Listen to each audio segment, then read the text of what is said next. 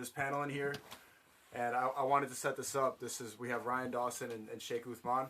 Assalamu alaikum wa Howdy. rahmatullahi wa barakatuh al-Muslimin. Before we really get into the Peace conversation, be upon you.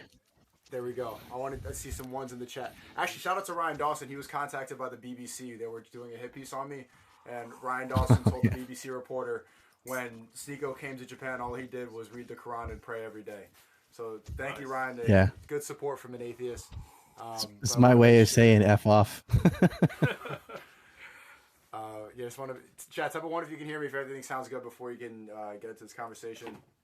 It's good to see you guys. Second stream of the day. We good, everybody? I think you did pray every day, just not all day. Not every day, no. But I did quit drinking, Ryan. Yes. Which is good. Good. That's a win. Yeah, it's been a while. Nothing cures alcohol like alcohol. Yeah. Real? Is that true? I see. Well, nothing cures alcohol like too much alcohol. This is my joke, but I see you made your own tea.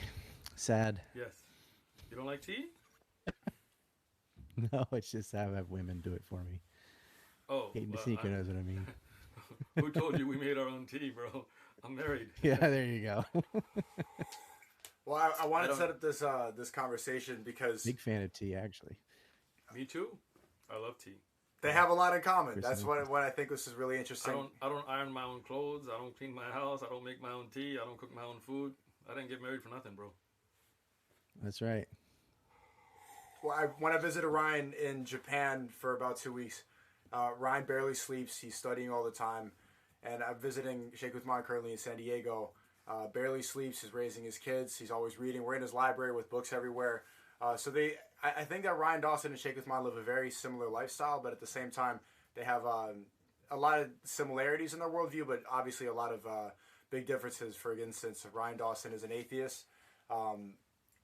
I do like the two flags you got behind you, so. That one's custom designed right there. Really? Put it on a bottle, too. Yeah. Oh. That's what I drink my tea out of. Does the tea taste better? It does. It's like holy water. So I think that there's a lot that you might agree on and a lot that you might disagree on from hearing both of you speak quite a bit. Recently, Ryan, we were talking, and I was telling you about my reversion to Islam, and I think that your major point of contention between the two of you is, Ryan, you think that there's truth in all religions, but Shaykh Uthman, the one message foundation is that Islam is the final religion and the only correct religion and the correct philosophy for life, and just basically the truth. So before we get into this, I wanted, if you could clarify that, Ryan, why do you think that there's truth in all religions? Well, most things that stand the test of time must have at least some partial truth or they wouldn't survive. But I think a lot of it is, it's subjective because it depends on how the person practicing the religion interprets it. And so you're going to have all walks of life from the same type of faith, depending on how much, how sincere they are in their belief and how much they put into it. So you could get a Christian like Ron Paul, or you could get a Pat Robertson, right? You could get a Muhammad Ali or a Osama bin Laden, And it's not to do with the faith. I think religion is more like a guide or a vehicle. And you got to blame the driver, not the car, for most of it. I mean, I think there's two different points here, right? The first thing to say that there's some truth in those religions, I would agree with you, right? But secondly, the examples you give are people. Like you said, you blame the driver, so that makes sense as well. But let's talk about the message, right? I believe that Jesus, peace and blessings be upon him, was a good person. He brought a good message. I don't believe he's God, right? Do you believe Same. Jesus is God? Okay. So that would mean that we would agree that aspect of Christianity where they say Jesus was fully God doesn't make sense, right? Yeah, well, it depends on the Christians. Some of them think of him as like the Son of God. Okay. Because Well, they let's talk about separate the being Father and the Son. You can see that in the book of Mark where they say not even the Son will know the last days are coming, right? Yeah. So it says, even in the Bible, it says he's not the Father. nobody knows the coming of the hour, not even the angels of heaven, nor the Son, but only the Father. Mark 13:32, I believe. 13:32, yeah. Excellent. So then, Oh no. Know everything. What happened? I'm back. My I'm back. screen You just went black. It's Yeah. some people don't want us to have this They're conversation. attacking us. We're We, back though. we won't talk about who they are, but they have hats like mine, except they shrunk. So Okay. Well. what? Shrunk hats? What's wrong with that? I don't think a lot of Christians understand that Jesus is one of the most quoted prophets in the Quran. They have such contention. Who cares if you think he's God or not? Like, do you believe in the message? Yes or no?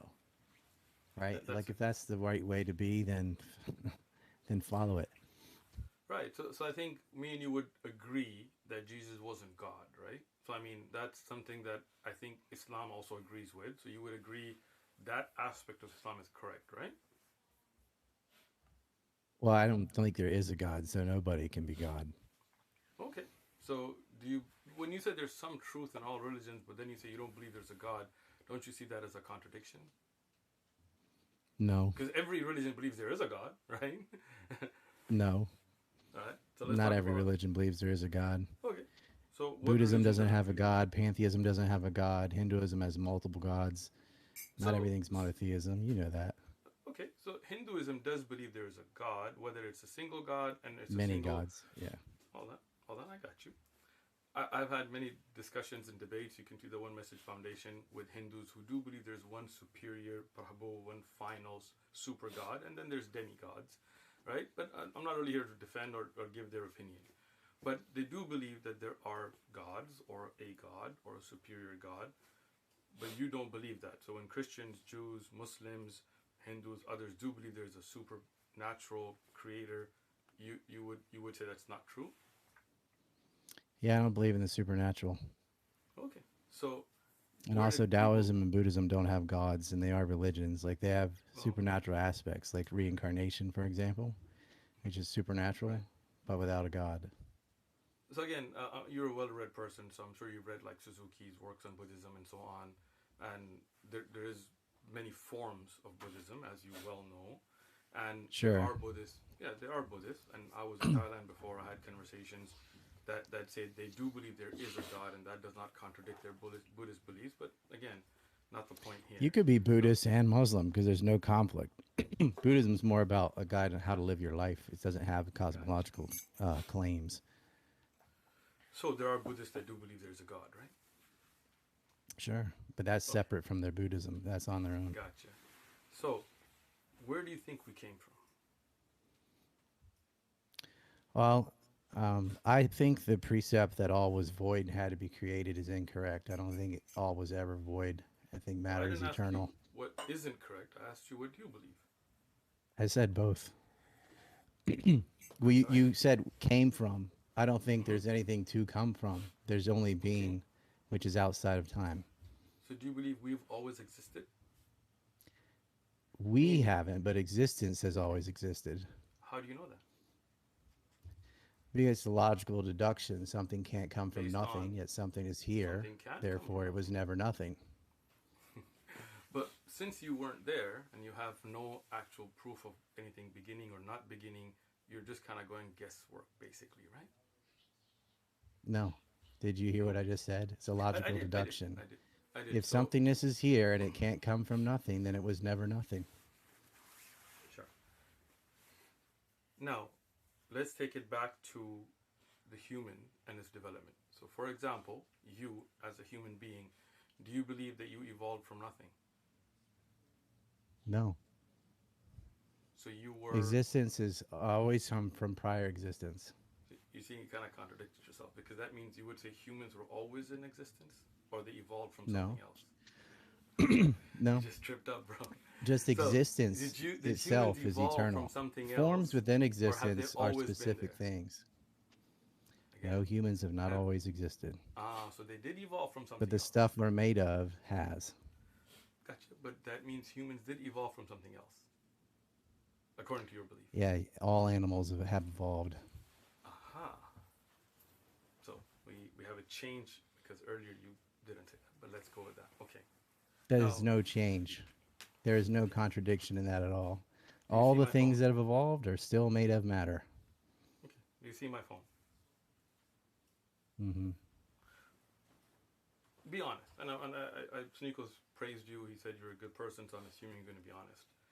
If I told you that this phone by itself evolved from everlasting matter without any engineering, without any effort, without any designer, would you believe me? Nope. Okay. What's Because more phones complex? are not alive Hold and on. they cannot adapt to their environment. Let me finish. What's more Surely you complex? know I've heard this example many times.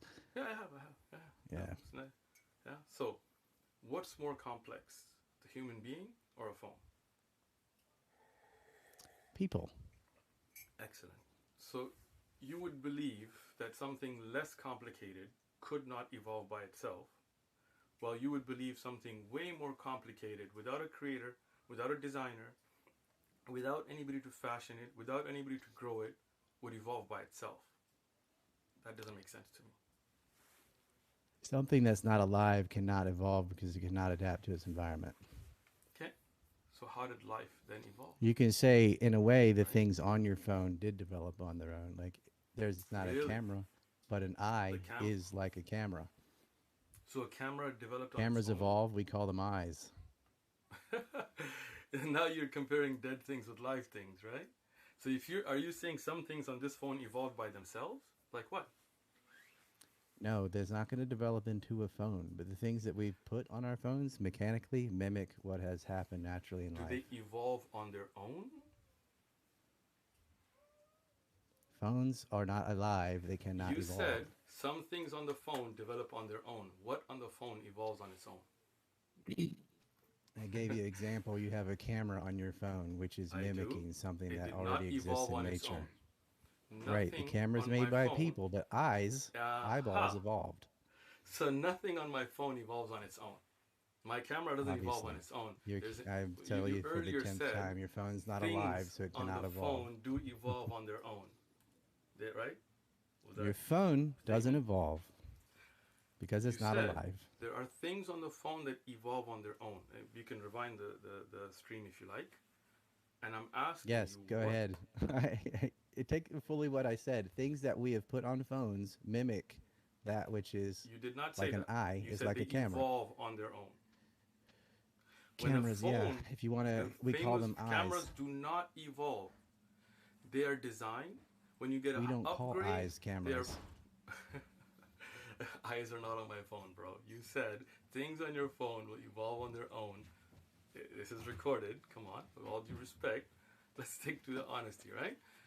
You asked me, will a phone ever evolve? And I said no, because it's not alive and it cannot adapt to its environment many times. That's the whole phone and everything on it. And you said there are things on your phone that would evolve on their own, and then you realize that nothing on the phone evolves on its own. If you upgrade, there's a designer, there's an engineer. And I would say the human is more complex than a phone, and it could not be designed and come by itself and evolve on its own without a designer and somebody to grow it. Yeah, the designer is the planet and the solar system. So are you saying the planet and the solar system has intelligence? Doesn't have to. A designer doesn't have to have intelligence? Can something without intelligence design? Or is design with intent? Doesn't have intent. Come on, bro. But do you think the solar system, do you think a designer needs to be intelligent? It does not. Think about what you're saying. A design, something that is developed without there being any intelligence. Do you see the inconsistency in that? No. It's a design. It's made for a certain path, a certain way, a certain structure, without intelligence. Come on. The certain structure is determined by all other designs would have failed other than what is adapted to its environment. But who designed all those? It is not a who, it is a product of nature.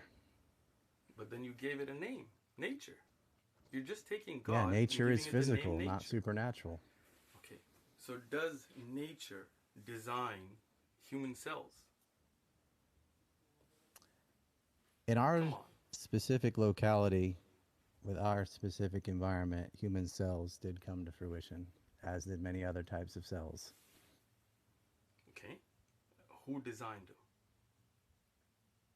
There is no design.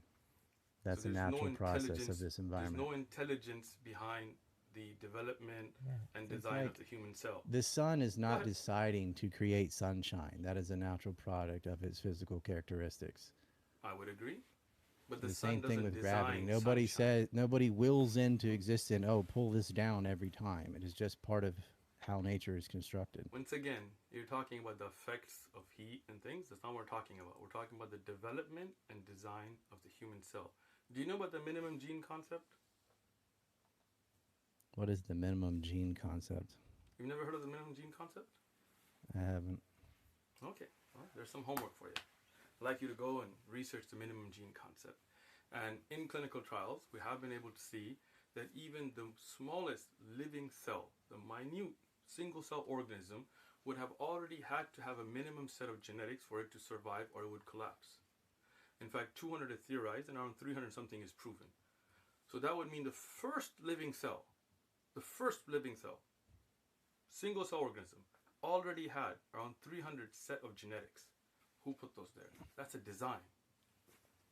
It's not an accident. And if you're going to say they evolved It's not an from accident. being accident. And it's not So a if it's not an design. accident, that means It's not there's completely intelligence random because behind.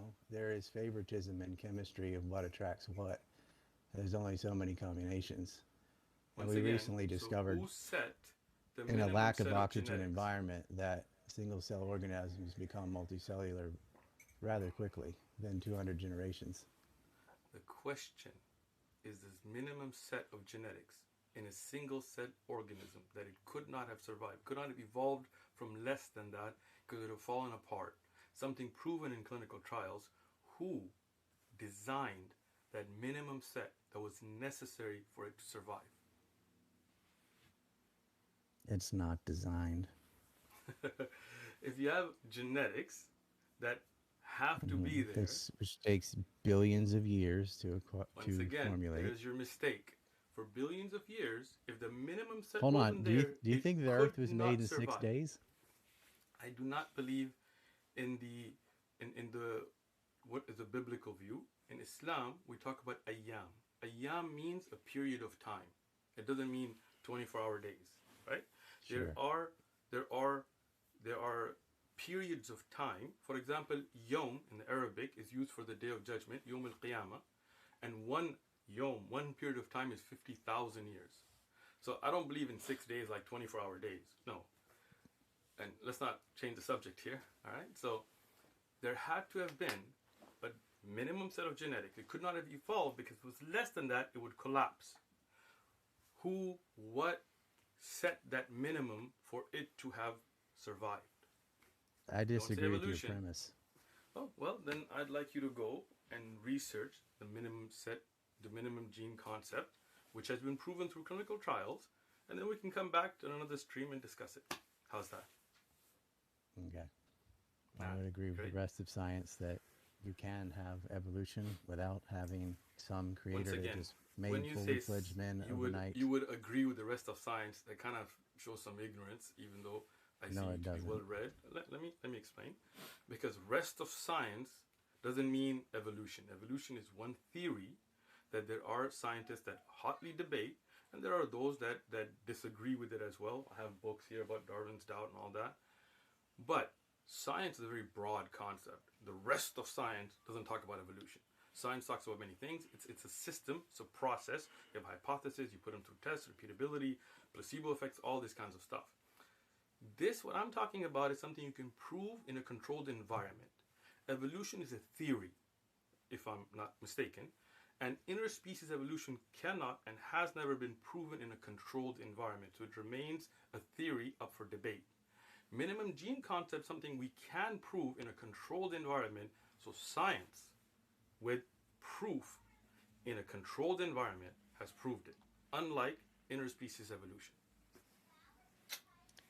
A theory is not like the way people use it in colloquial speech by saying, oh, I have a theory, which just means an idea. Okay. A theory is when you have a bunch of different facts and bridge principles that tie things together and stand the test of time.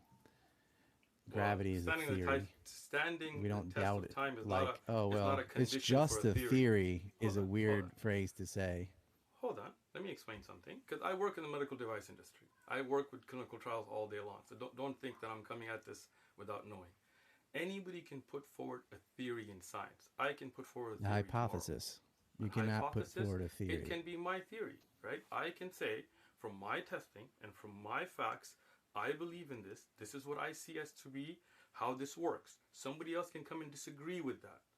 Until you can prove it in a controlled environment, we take these to be theories, right? Even gravity, there are people who debate why things fall. Is it Yep. inertia? Is it, right? So, when you have something, you can prove in a controlled environment that is different from something that you, based on certain facts and certain ideas and certain observations, consider to be a theory. This is why I asked you if you knew about the minimum gene concept, and this is why I'm graciously allowing you to go and research it before we come back to the subject. Good? Okay. Combustion is a theory. Gravity is a theory. All kinds of things are Those are theories that we theories. don't Yeah. sincerely doubt. They're always open because science as a tool is not dogmatic. And so anybody is free to disprove any That theory which they we can wish. prove in a clinical trial in a controlled environment is very different from that which we cannot. Now, let me explain that. For example, Neanderthals. When I was in high school, they taught us that there was primates, they became Neanderthals, then they became human. That was a theory, right? Today, evolutionists will tell you, no, Neanderthals were a separate species and humanoids were separate species. So that theory, because you could not prove it in a controlled environment. Now, can Who told you that all people came from Neanderthals? so again, this is what my science teacher in high school taught us in science books, and you can Google it. You can look up. They had a chart even where you have a primate, a Neanderthal, then a guy with a briefcase. So you can look these things up, and these were taught. Now, When was that taught? It's always been the missing link. well, I mean, do you want to go Google it? Cro-Magnons and Neanderthals and Homo sapiens are all branched from a common ancestor, not from each other. Well, again, you can Google the charts and all that. I mean, offline, I can send you I those don't need old to, but books yeah, and go things. ahead. Well, I'm letting you know. Yeah. So now, when you have something very different, like if we take a controlled environment and we take a certain substance and we say this substance makes that burn up, right? We come up with that hypothesis. We theorize why, but then we can prove it in a controlled environment that's very different in science. That's why pharmaceuticals and medical devices go through that process. Animal testing, human testing, and all of that, right? So the minimum gene concept, unlike the theory of evolution, has been tested through that. Right? Look it up, research it. You're a reader. We'll come back and talk about it. All right, because I don't agree with that premise at all. Well, And Ryan, I don't like the there's- phrase just a theory because all kinds of things you believe in are theories. Like when you light Once a again- candle and we say the oxygen bombardment is making bonds with whatever's being burned, that's again, the what's the theory. difference there is we can test that in a controlled environment. Yeah, but we still call it a And theory. we have, right? But there's a difference there. When you have repeatability, I can take a candle, I can make a vacuum with no oxygen, all of that. That is very Right, you different can have than the the heat theory and of everything, but it evolution. won't burn without oxygen. Exactly. So it's Exactly. So reasonable no, because hold of on, bridge. hold on. So that's This is exactly you're the proving point. my point for me because we can Really? test I that. don't We can think take so. the oxygen away, as we say. There must Excellent. be oxygen must be involved somehow in this thing we're calling fire. It's not Exactly. just the heat and friction and stuff. You have to have In a this element controlled or it won't environment. exist. Right. Yes, we can That's take out something the you oxygen. cannot do with the theory of interspecies evolution, and you can do with the minimum gene concept. Thank you for proving my point. Okay. Ryan, there's I one wanna thing talk that there's one thing that I want you to explain. When we were in Japan, we talked in depth about the Abrahamic religions and about how when they talk about the elites or the people that control the world, you do believe in demons, correct? Well, I like that word for them because to me, if there wasn't any devils or gods or jinn or angels or anything, what would be the most evil thing on earth? And do you believe that they It'd be can? other people, right? I mean, Yeah, yeah. It to would me, the be. epitome of evil is an evil person. I'm sorry. So do you believe in demons or you don't believe in demons? Non-human Well, I demons. just like the like I call people demonic or satanic. I don't actually think there's like some ghost-like entity possessing them or anything. I just think they're an asshole. That's all. Okay, so I do do you? think what I call a demon is a damaged mind. And so you might say you don't think the brain is the mind, you think the spirit is in the brain or something. So you can think it's a demon if you want. I think the mind and the brain are one's a product of the other. And so when you have a damaged mind, or you might say damaged spirit, that's a demon. When somebody's mind is messed up enough to enjoy raping a child, for example, like there are people that get off on that. Something is deeply wrong with them. Something's Uh, wrong with their brain. but you don't believe in like not supernatural demons, then? If there were no people on earth, there would not be good and evil. And Wait, even in that's the interesting. That's an interesting Christian statement. and So, Muslim what's faith, if you don't have knowledge of good and evil, there isn't a good and evil, because that that's a special quality of people, have the ability to reason and da da da da. well, again, please don't speak for the Muslim faith because I mean, with even your good reading, Okay. in fact, we do believe there was good and evil before there were people. There was a belief of jinn who had good and evil, and they had fasad. They used to kill and things. Okay, the So gene, don't sure. speak for us. I appreciate that. Now, when you say good and evil, that is an interesting concept. I do want to know, how do you define good and evil? You. I'm not the one that defines good and evil. That is a societal thing. Also, if But society personally, considers something to be good, then it's good. no. So is there any such But thing as good and there's a evil? lot of things that, for example, there's some things that just about every society agrees on not raping children or things like that. But there's other things like Well, what you eat or again, whatever. hold on. I'm Maybe you sorry. don't believe in I eating would, I pig. would, I don't believe in I eating would dog. disagree with you. There are, I mean, if you go to the Bible and you find about the rapes that happen in the Old Testament, so I mean, let's not even, but I would say, do you say what society defines as good, and what society defines as evil? So if tomorrow all of society came in together and agreed that it was good to rape children, would that mean it's good? No, I'm not talking about what ought to be. I'm talking about what is. So again, the What a question society is, defines as good, we can disagree with it, but it's going to be done. but is it good? No, every society is going to make mistakes about what's good and what's Okay, so bad. so that means That's your why they earlier change, cultures definition. evolve over time as well. Like, Excellent. So look, your we used to earlier think slavery definition. was okay, including in Islam. We now Great decide point. it's not. No. We never had Yes, slavery in yes. Islam. We have ghanaim. Look, again, please don't speak for us. You can ask and I'll Okay, explain. well, they practiced slavery for over 1,000 years and didn't have a Once problem with again, it. They also once have a again, divine right of kings, don't have a problem once with again, monarchy. Like, once that's not a again, deniable monarchy is thing, but not an that was a Islamic cultural thing. You concept. say, well, that wasn't God, that was the people, and they just got it wrong. Like, well, same Once difference. again, if you're going to ask about Islam, then we're going to the Quran, we're going to go to the If you want to Sunnah, ask we're going about to. history, Islamic countries had slaves. That is true. But when you say Right. Islam, that is very different from Islamic. Islamic countries have corruption. Christian countries have homosexuality. That doesn't mean Christianity allows it. So what you're ascribing to, okay?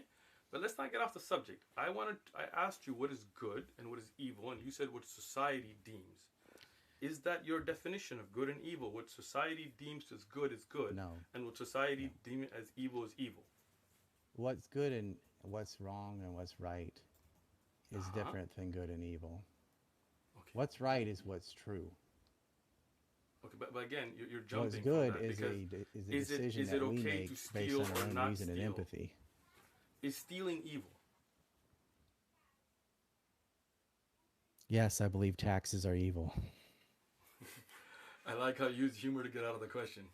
Is Doesn't stealing get out of the evil? question. Like stealing's wrong, but I can Why? think of a Oh, hold on, situation hold where on, hold on. I Why? can think of some Hold situations on. where it's not. The question is, why is it wrong? Why is it evil? What What if is the harm you're society? producing on other people? Ah, so if you produce harm on other people, that's evil? No, you're making specific into something broad. Look, again, what's good and what's evil? There's a In question the you're jumping. example of stealing, you asked why stealing is wrong, and I said because of the harm you're producing to other people. Then you jump to so you can't do any harm to any people. I can do harm Oh, to people. I can do harm to somebody bad, so why right? I isn't could your stop a harm thief. evil? I can harm somebody who's trying to steal from someone else. Okay, so why That is doesn't stealing see evil harm then? itself isn't doesn't what is not what constitutes it. But do You you have see to the have hypocrisy context. there? The There's not hypocrisy any there is, hypocrisy hold there. on, hold on. Let me speak. I'll let you speak. Is you said stealing is evil. And the reason you gave for that is that it harms. And then you said some harms are not evil. Who makes that decision? Do you not see the difference between a subset Did you of a hear my category question? and the broad category? Did you hear my question? Who I makes that did. decision? Did you hear my response? That wasn't a response. The Yes, it question is. is who makes that distinction of this harm being evil and this harm not being evil? All of our judgments about good and evil are made by us, So we and that's the decide what's game. good and evil. Yeah, because that whole concept of a good or evil is from people. Okay, so for example, a crusader that says that raping and killing here in the Holy Land, for example, for a crusade or holy cause, or a terrorist from ISIS saying that you can rape and steal, but they deem that to be good. Is it good? I would disagree with them and say it isn't good, but Okay, think it's good. so then you would And you say there end is up in a no. situation of might makes what is. So then might determines good and evil. No, might just determines what's going to happen. So in the end, then you're saying that good and evil are all subjective to people's own opinions. So if society decides that it's good to have slaves, then it's good. And if society decides it's evil to have slaves, then it's evil. Is that your premise? If a society decides to have slaves, there will be slavery. I'm being Is it descriptive. good? I'm I'm not not being asking whether it will prescriptive. happen. Again, you're jumping from whether it's good or not, No, I'm right? I'm not. not saying It was if society morally when decides to rape children, society it will accepted happen. slavery. Okay. There were people who we like. For example, I'll give you another example because we don't have slaves anymore. There are a lot of people that circumcise their sons. I think Okay. that's just genital mutilation and horrible. Why would you cut off a piece of someone's penis? It's crazy. But I don't think the people that are doing that hate their children or are acting in some benevolent, like malevolent way. Like, oh, I want to do this. I want to harm you. I'm going to cut off a piece of your dick. In their head, because of their faith or whatever, they think this is a necessary thing and that they're helping their child. And so it's not like that person's evil. That person's stupid. And there's a difference. Okay. Now, regarding circumcision, That's I why I want to go said there. what's right is what's true.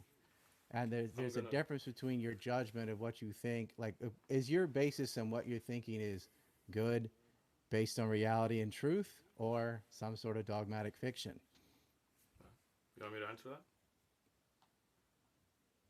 Would you like an answer? Well, I'm using the royal you, not you personally. I'm saying Oh, if, all I right. should say, a That's person. why I asked. Did you Yeah. want to answer? Okay. Yeah. So now, once again, when we talk about, you talked about good and evil, and I still haven't got a definition of what defines good and evil. What society decides will be, will be. Sure, if society decides that we're going to kill children, they will kill them, but that doesn't make it good or evil, right? So if you're saying that you believe, for example, that circumcision is wrong, and somebody else believes that there's health benefits, it's cleaner, it's better. So Right. now there is no good and evil, which kind of blows my mind because But then there is a true and okay, not true. okay, And it is not true so that it is a health benefit or any of well, those that things, which makes I them would disagree incorrect. with you there. Again, who defines true and not true? There are studies, I have some that were done out of Imam Saud University that shows You have that a few billion circumcision does. Asians that don't get circumcised, and they're not all running around with urinary tract Look, once infections. again, that's very Like, unscientific for you to say that no, it because isn't at all. many things that do not happen from a billion people walking around doing. A billion people smoke, but we can say that smoking does Billions cause of the many people forms of smoking cancer, get cancer. right? Exactly. So when you look at a clinical trial where you take a controlled population, you have a population that is circumcised, one that's not, and then you look at how many diseases who gets and what type of diseases, what type of infections. That's What happened to it? as in a billion Christians are, whatever. That's not scientific. That's just childish, right? So there are No, it studies isn't. that were done.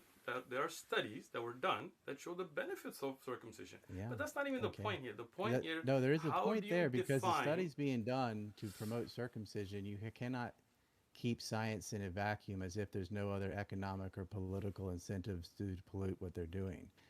When you have You know, people who have Medicare, then you know that it's another line item that they can check off. So every male that's born has to have this procedure done, and it's more things that they can charge to the government and make more money. It's quite childish for you to say that. Where because that doesn't it's- exist, you hold on. don't have all these circumcisions. So it seems First like there's thing- a monetary incentive to have this surgery done rather than it helping the child in some way to cut off a piece of his penis. Once again, that is incorrect. It's not a country No, where they it's have not. Medicare, because I'm telling you, the studies were done out of Saudi Arabia.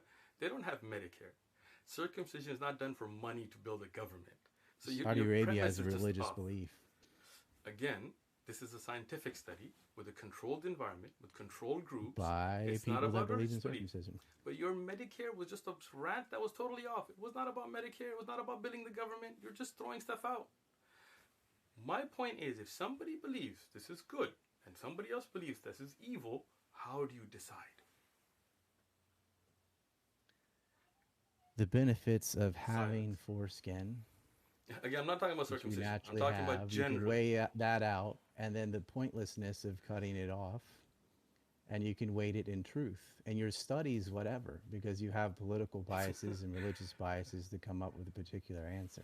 All right. And if you have a controlled environment where you can prove statistically that infections Like were the whole more, country of Japan or China or something, with all these Sure. people who are Have not you- being circumcised and do not have you all these done- problems. Have you done a scientific study on infections caused in Japan compared to Kuwait, for example? What or on the infections of penal- what? Your foreskin? It's like saying, well, if you pull out all your teeth, since you'll never you have a cavity. Since you exactly, so if the foreskin You being gone will not have a saves you cavity from if you get rid of your cavities, teeth. Exactly, but you But you need need teeth your to teeth. chew, but you don't need foreskin to chew. And if you won't get an infection by not having the foreskin, Your then that's a foreskin has benefit. a different purpose than your teeth, What's the but purpose? it has a purpose. What's the purpose? The purpose of your foreskin is for intercourse. You can have intercourse without The foreskin. majority of your nerve endings are in your foreskin. A lot Look, of people with erectile you can dysfunction have- when they're older is because they do not have the same sense of You sensation that they would have can if they had their have- entire penis. Where did you get that statistic? Do you want to look up the nerve endings that exist in the foreskin? No. You said the majority of people with ED at the older age because they don't have this. Where did you get this from? Is there a clinical study you can cite? Or you just made that up? I don't have one right like, oh, let me go get this. I thank didn't you. know I was going to be talking about circumcision Okay, out of the so blue. forget about circumcision. My question to you that you're running from is If you somebody have the believes majority of the something is nerve good- endings that produce pleasure for your dick and your foreskin, and you remove that, it will be harder to get an erection. That I is think common sense. the bigger question that I haven't heard an answer from Ryan is who decides what's good and evil. Thank you. If you can't, are you saying that people it's up to an individual to decide good and evil for themselves? Because that's when, that's when people end up doing satanic things like circumcision, for example, or doing evil. So Circumcision came from religion. Nobody dreamed No. up cutting off baby dicks But, until somebody put that in a holy scripture. I'm curious to what your view. Like you of- can't burn a witch if you don't think witches are real. what does that have to do Right, with so a lot that? of these problems come But from the their own question fantasies. Like, is, well, that person's who practicing magic and defines stuff. But like, well, if you don't good believe and in witches, evil? then you don't believe in You're witch just running burnings because now. witches This aren't, is pretty aren't sad. there. I expected better. Who decides good and evil? We do. Who's That's we? just how it is. You don't like. I know you want to have some objective, like Who's we? authoritarian source of what's right and wrong. Who's we? Yes, people. So if somebody decides that a satanic ritual killing a child is good, you would say then that's good? No, because I am not them. So everybody has their own morale. So if they feel that this is good, then it's okay. Are you the decider? You are being childish now. Really? Am I? So if somebody Yes. believes that killing What is the children, alternative to you're not Oh, allowed you're to running think to for an yourself and alternative now, determine what's right? right and wrong. Look, Is to this is what? where Follow the book. you're jumping, right? Look, you're saying you're jumping to my There's no alternatives jump. because you don't have an answer, right? If No, somebody you don't believes, understand my answer. I can okay, I decide want to what's right and understand it here. wrong based on my own Ah, reason and empathy, right? I okay, don't want to rape and kill and da da da da. I don't need a cosmic babysitter to tell me that stealing is okay. So wrong or killing people is if wrong. Jeffrey Epstein Everyone believed can that determine it that on their was own. okay, okay, if Jeffrey Epstein was to determine on his own that it is okay, then between your okay and his okay, who's right? Because you're both on I'm hoping, on opposing spectrum of that. If he believed it's okay to rape a child, and you believe it's not, which one is good and evil? Silence. Mine is good because we are determined as a society not to rape children. Mine is good and his is evil. That's your answer. Seriously. That's your answer too. My It's religion is not. right, the rest of them are It's wrong. not. It's look. Again, you're jumping to me because you know you couldn't answer that question. If I somebody answered that believes question. Raping children's wrong because like that that's what wasn't the I've decided. was that the question I Now he asked? would say the opposite, right? Jeffrey Epstein was like, "Oh, it's okay." Yeah. Okay, Okay. and you ask me what I think. I think he's wrong. I'm right. The question there is, he would think he's right and you're wrong. Hmm. So Yes, he in the would. end, which one is? So that means there's no good and evil. It's whatever you think. Oh no, If there's still somebody a good and thinks evil. something, We just have well, how different would you opinions on determine? what is good and what is evil. See, again, And there's the. If it's unfortunately, based most on people your. agree with me and locked him up and put him in jail for raping kids. Well, he didn't kill himself in jail, so he definitely had somebody else that was. Anyway, Well, I um, know. so I no, helped uncover that Epstein ring more well, than anybody. we appreciate that from you. So once again, if we say there is no good and evil, it's everybody's own opinions. If somebody No, there's holds not something to, there's still oh good no. and evil. It's just not objective. There isn't a way to be like, well, this guy got all the answers right and we should follow that person. So once again, if This you is say something that that's hashed there out through is a discussion good, and lots of other uh, things. so You if don't you say have there, like not killing people is a pretty dumb example because almost every society, whether it's secular, religious or not, has decided not to kill people. It's in their own interest. I They would could be killed. definitely Their kids could disagree be with killed. that They don't because want that to happen, so they're not going to do that. almost every society finds reasons to kill people. You can see Ukraine, you can see Palestine, you can see the wars in Iraq and Afghanistan. Almost every society finds a reason to justify killing people. That is a fascinating thing because every Thank you. society has laws against murder, and yet the government is above it. Exactly. That is exactly my point. That every society says it's wrong to kill people, but then Right. they determine when it's okay. And if Including the Russia Middle determines East. it's okay to kill, look, I'm not trying to defend the Middle East. You think as if I'm here to defend the Middle East? No. If the problem is, again, you have fallen in your own trap here because No, what if you said, think we are all hold on, Muslim, that let me killing finish. would stop and governments wouldn't still attack Wow, each other, did I say that? I'm Did I asking say you that? that. Did I say it? Okay, so this is the problem. We're not finished with the idea of good and evil, right? As you were saying, that if somebody believes something is good, then it's good. And if somebody No, it believes ain't. it's evil, it's evil. Then when No, society one say it's person okay doesn't get to to say you just said what that is earlier. good for Epstein. everything. It is a belief. A Okay, belief by you who? don't have objectivity on something that's subjective. Okay. So if somebody believes as a society I cannot that say chicken is good. I might like it, others don't. It's a sure, subjective thing. That is something we battle out between each other all the time, and it but doesn't matter whether you're religious or not. You can have would different you sects, say you have different would you say interpretations. would you say killing people is good or evil? Depends on who's being killed. See? Now, here when we talk about things like the death penalty, is it good or is it evil? That one I disagree with because of at least in the United States, You believe it's because I evil. think, well, I don't have a problem with killing somebody that's killed people. My problem is the judicial system, So where if if somebody somebody believes death row, that they're forced to go through all the appeals and court processes anyway, just for the sake of a lot of people getting money off of like it's a product. Where I think whoever was wrong should just kill them. so now your belief is contrary to, for example, the majority of the states in America, at least Texas, I know, right? So now this whole society there with lots of people, with I a think majority Texas at does least. have a death penalty.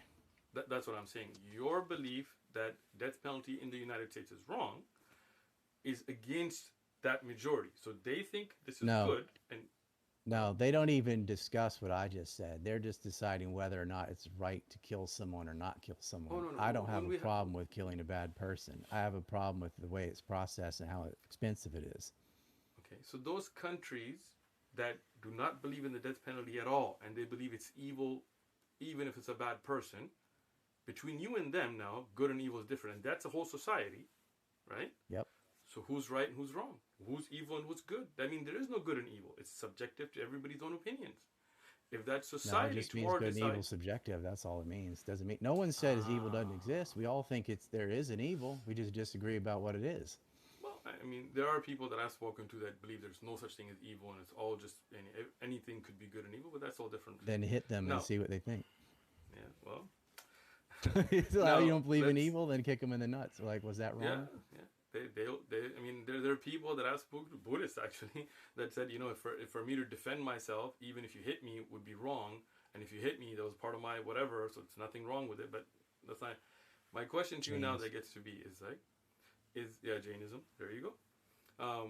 Now, if we have no subjective good and evil, and every society comes up with their own laws and ideas of good and evil, then that would mean if the society tomorrow comes together and decides that homosexuality is good, then it would become good because this whole society's come together to agree on that. Gay marriage, many states, I think majority in the U.S. now Yeah. allow it.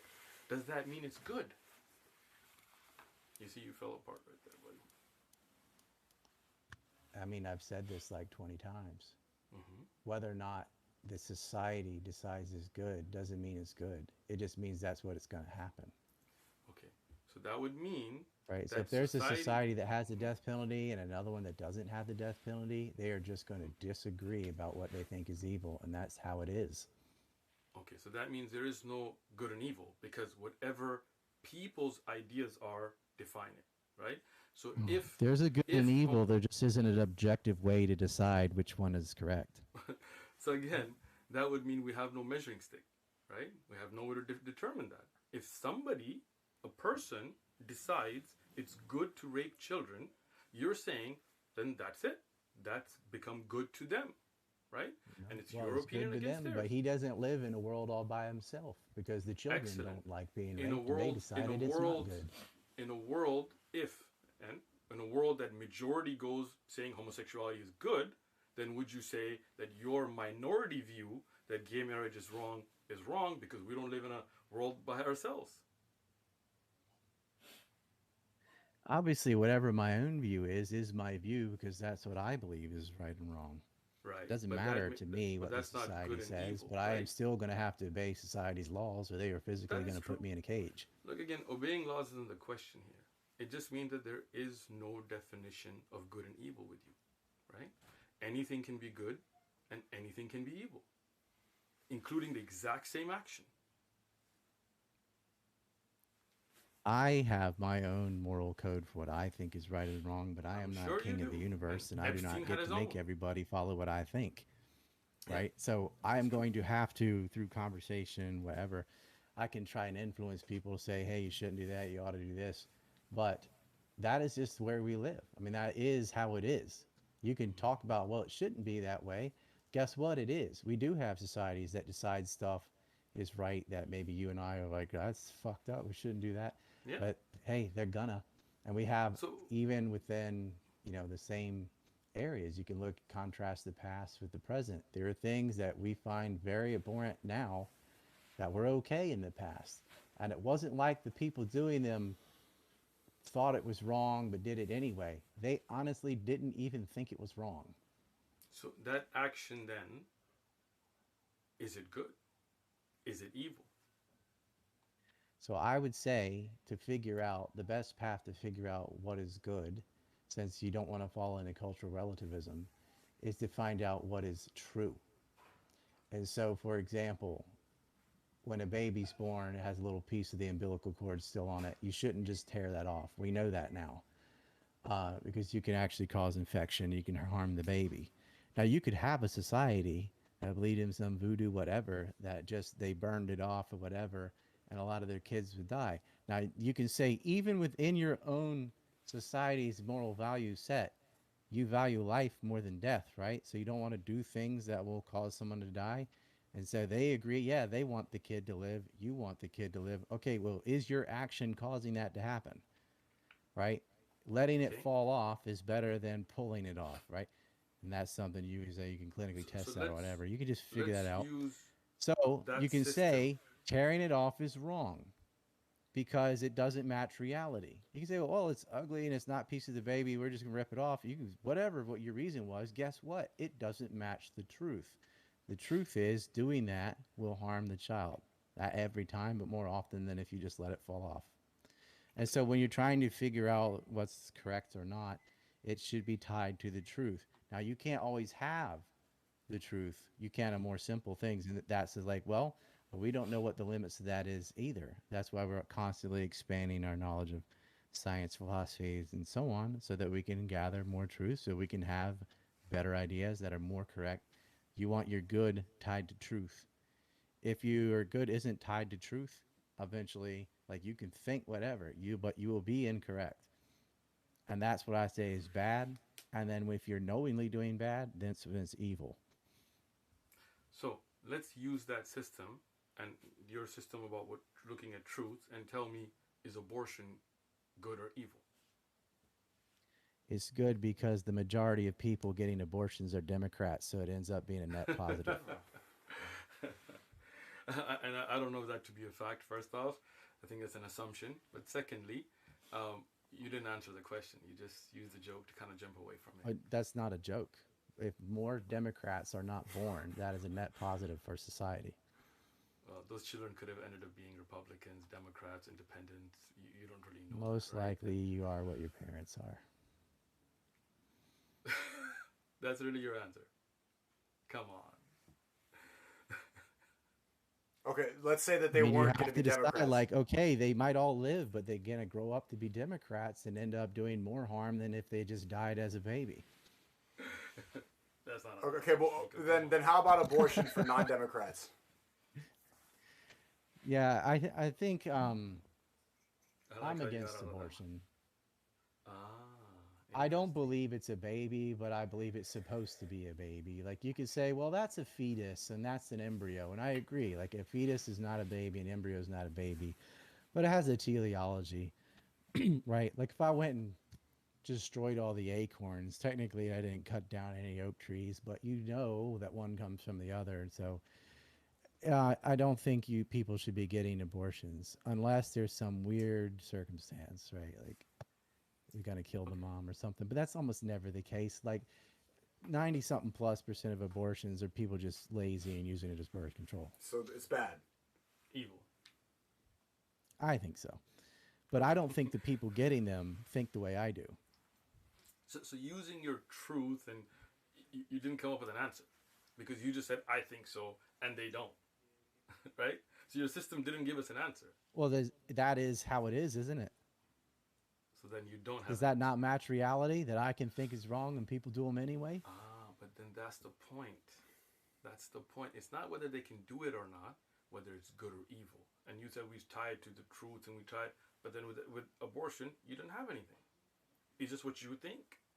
Somebody else may think it's not a baby, it's not a fetus, it's just embryo right Would now and this, and would I you can like do to it. explain the alternative to where it is not what I think? I mean, I gotta Sure. think either I'm gonna be for it or against it, right?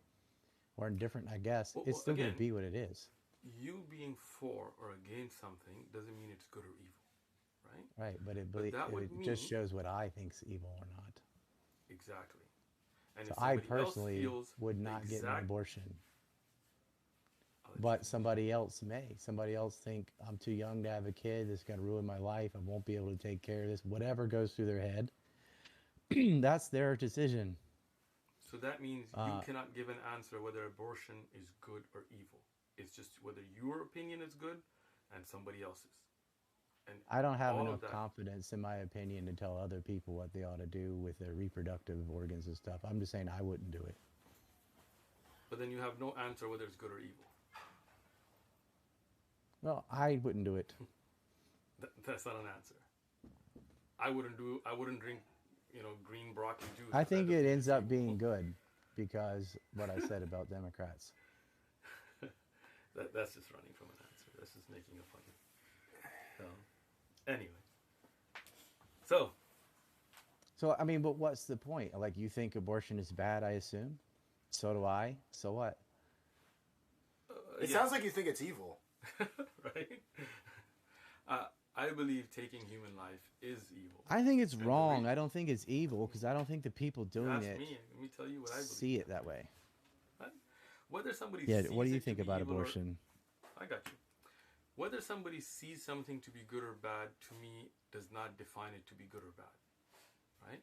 To me, I believe that there is a creator, and that creator has sent us guidance.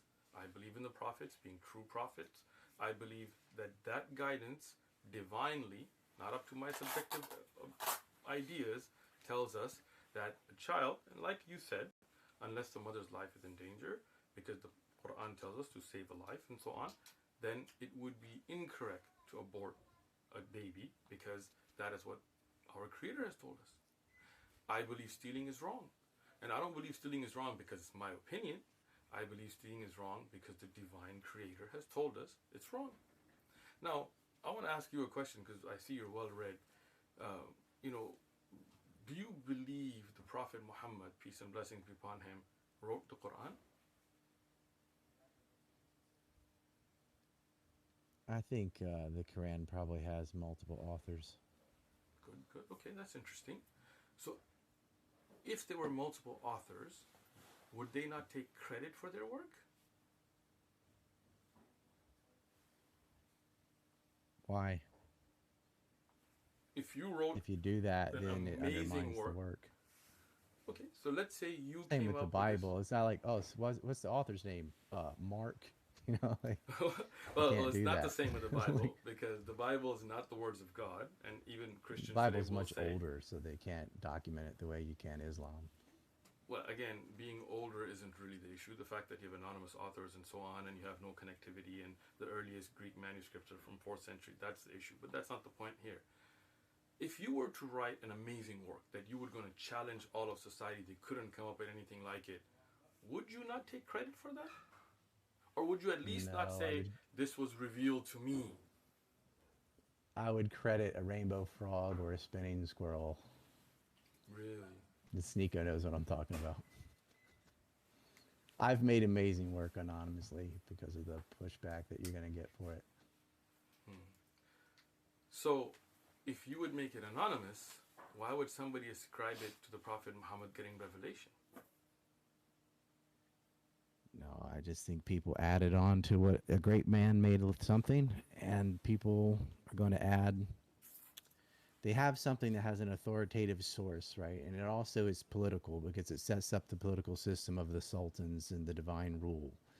And so There's no there's a sultans temptation in there the of Quran. any Again, I'm government to sorry. go, oh yeah, and he said this too. I'm sorry, where in the Quran does it mention sultans? You don't have monarchy in the Quran? You do not. I'm shocked that you don't know Was- this. Where in the Quran told does me it he's talk well about a read. representative democracy where people vote Wait, and have I'm a sorry. Where's constitution? monarchy in the Quran? Here, can you hand me a Quran? Give me that one right there. This one right here. Arabic right there. This one? Yep. Here's my Quran. Please feel free to Google it and let me know where there is monarchy in the Quran. I'm waiting. You want me to Google monarchy in the Quran? No. You said the Quran sets up monarchy and sultans. I'm asking you to give me evidence for what you said. Your statement should have some evidence. You can't just make wild claims, right? So you said the Quran sets So there's up no sultanates. divine right of kings in the Quran? There are no I'm kings asking. in the Quran. No, this is the better thing you should have asked to begin with. We don't have monarchy in the Quran. We don't have divine right of kings in the Quran. Kingship is not an Islamic method of governance. There's no system of government in the Quran. There are, but it's not a kingdom, and it's not a monarchy, and it's not a sultanate. In fact, the Islamic method of governance is the most qualified, should be given bay'ah and put in leadership. It has nothing to do with your father being king. If you didn't know that and you claim this in the Quran, I feel quite disappointed in you making statements about the Quran without evidence. I'm just looking at historically, they always had monarchs. Once again, all the Muslims followed a monarch. That is not true. Historically, you're also incorrect. For example, Abu Bakr, Umar, Uthman, Ali, they were not monarchs. Their children did not become kings after them. You're wrong. Historically, you're wrong, right? There have been Muslim kings. There have been Christian kings. There have been Jewish kings. There have been atheist kings. I'm not talking about that. But you said in the Quran, and now you've been caught. Well, Christianity has the divine right of kings. Are we talking about Christianity, Sneako? No, we're not. Did he say the Quran? You brought up the example of Jews and Christian and atheist kings. You said in the Quran there's a political sultanate system of monarchy. I'm just asking you to provide me a verse or any evidence, and I'm allowing you to Google it if you like. Ask, helpline, call a friend. It's okay. I'm right here. Show it to me. I'm not going to argue with you about the Quran. I'm going to argue with you about history. So your statement earlier was incorrect. So there's no political system in the Quran other than what you said, people of merit are supposed to govern? Go ahead. First thing, even the Khilafah and how it's set up is not in the Quran, right? Yes, the Quran talks about the prophets. It talks about the great work that they did. Some of them, they were leaders amongst their people. Some of them were not, like Moses, like Yaqub and others. There's no kingdom. There's no sultanate. There is no monarchy in the Quran. Sorry. That statement is factually incorrect. Right? Now, if you're going to ask what is the Islamic method of governance, then looking at history in the time of the Prophet, when the Prophet was passing away, he didn't say, my daughter is going to become queen after me. Fatima was alive, his other daughters. So he could have, but he didn't. That's not Islamic. Right? Abu Bakr was the most qualified. Monarchy doesn't have to be hereditary rule. Once again, a monarchy does have a succession based on either a tribe or a family, right? Right? But Sometimes that's not how it Islam does. works. That's how Islam works. They looked at the companions, they found the most qualified, and that was Abu Bakr, who was not the child or brother of the Prophet ﷺ, and they chose him Who to be is the they? leader. The Muslim Ummah, the Sahaba, the companions, when they came together after the death of the Prophet, and they consulted. I have a series, if you want. I mean, just, you know, it's on the One Message Foundation, also in Masjid about the life of the Prophet, and when he died, peace and blessings be upon him, and who became the leader after him, and how he was chosen. And I give references from the books of Hadith, from the books of history. You can go learn. So the next time you make a So statement, the companions decide who's going to be the new queen or king or whatever. Yes, they will look at who's the most qualified. They will come together and they will elect him. Okay, so they decided to have a monarchy. No, It's just not it's hereditary not a monarchy, rule. It comes from the companions. because the next person to be chosen was again not related. Umar. The next to be chosen. That doesn't matter whether it's chosen by a council or whether it's hereditary rule. You have a monarchy, you have a ruler, an authoritarian ruler that gets to make the laws and is the system of the government. Again, that is once again wrong. But let's see, what is a monarchy? There's no once again. So, the monarch and royal family. Like you of the don't have country, representative the government. monarchy Nobody's focus voting. on- None of sorry, that's happening. Again, once again, you do have votes by the leaders of the different communities who come together, like the electoral college, Well, they get who the have vote, been yeah. chosen by their people to represent them, the Ansar, the Muhajirun, for example, who came together and they put forth names of who's the most qualified, and they were chosen. And after Very them, similar to they- Native American chiefs. What does that have to do with? You have a council and they decide based on merit who is going to be the governor of whatever. Sure, is that a monarchy? Yes. All right. So, if we have people from different parts of the country come to send their representatives together to choose who's going to be the next leader, that's a monarchy? Do you have a division of powers? Of course you do. You have Right? the shura. You do? You have, yes, you do. You didn't know that? You have judges, right? We do. Not just judges. Even if the Khalifa makes a ruling against the Quran, against the Sunnah, against the laws that are there are people, like we see in the time of Umar, in the time of evidences of It why cut it's out wrong. again. Now I'm back. So you do have your checks and balances, of course. You have khulafa that were taken out of power. There are khulafa that were reprimanded. There were leaders. They're again. So I think you haven't studied history properly for Islamic history anyway. So I would suggest that, I've got a series. You can watch through it. It gives all the references. You can check them yourself, and then you'll know how it works. But that doesn't come back to why the Quran. You said the Quran, political and sultanate monarchy, and that's all been proven wrong now, right? So, my question to you again is, why would some No, it's group not of proven authors? wrong. You just went on a long tangent about how they were elected by the council instead of it being hereditary rule. You still ended up Sneako, with it. did our friend here actually say that the Quran has political bias and a sultanate and a monarchy system? Yes, Y- because y- it does. And then you went on and say, Where well, is it it? wasn't because Okay, it where isn't is it? because his son I'm wasn't the sorry. new prince. It comes from That's a not in the council. Quran. Where in the Quran is it? You said it's in the Quran. I have the Quran. Where in the I Quran asked is the you, sultanate? what political system does the Quran support? And you Once said, again, well, they have this system of and governors I, from this council, I or think you not didn't hear governors. me. I told you the Quran What'd you does not call say them? that, right? That's not in the Quran. You asked me the He had a Islamic name for the system council. through history, right?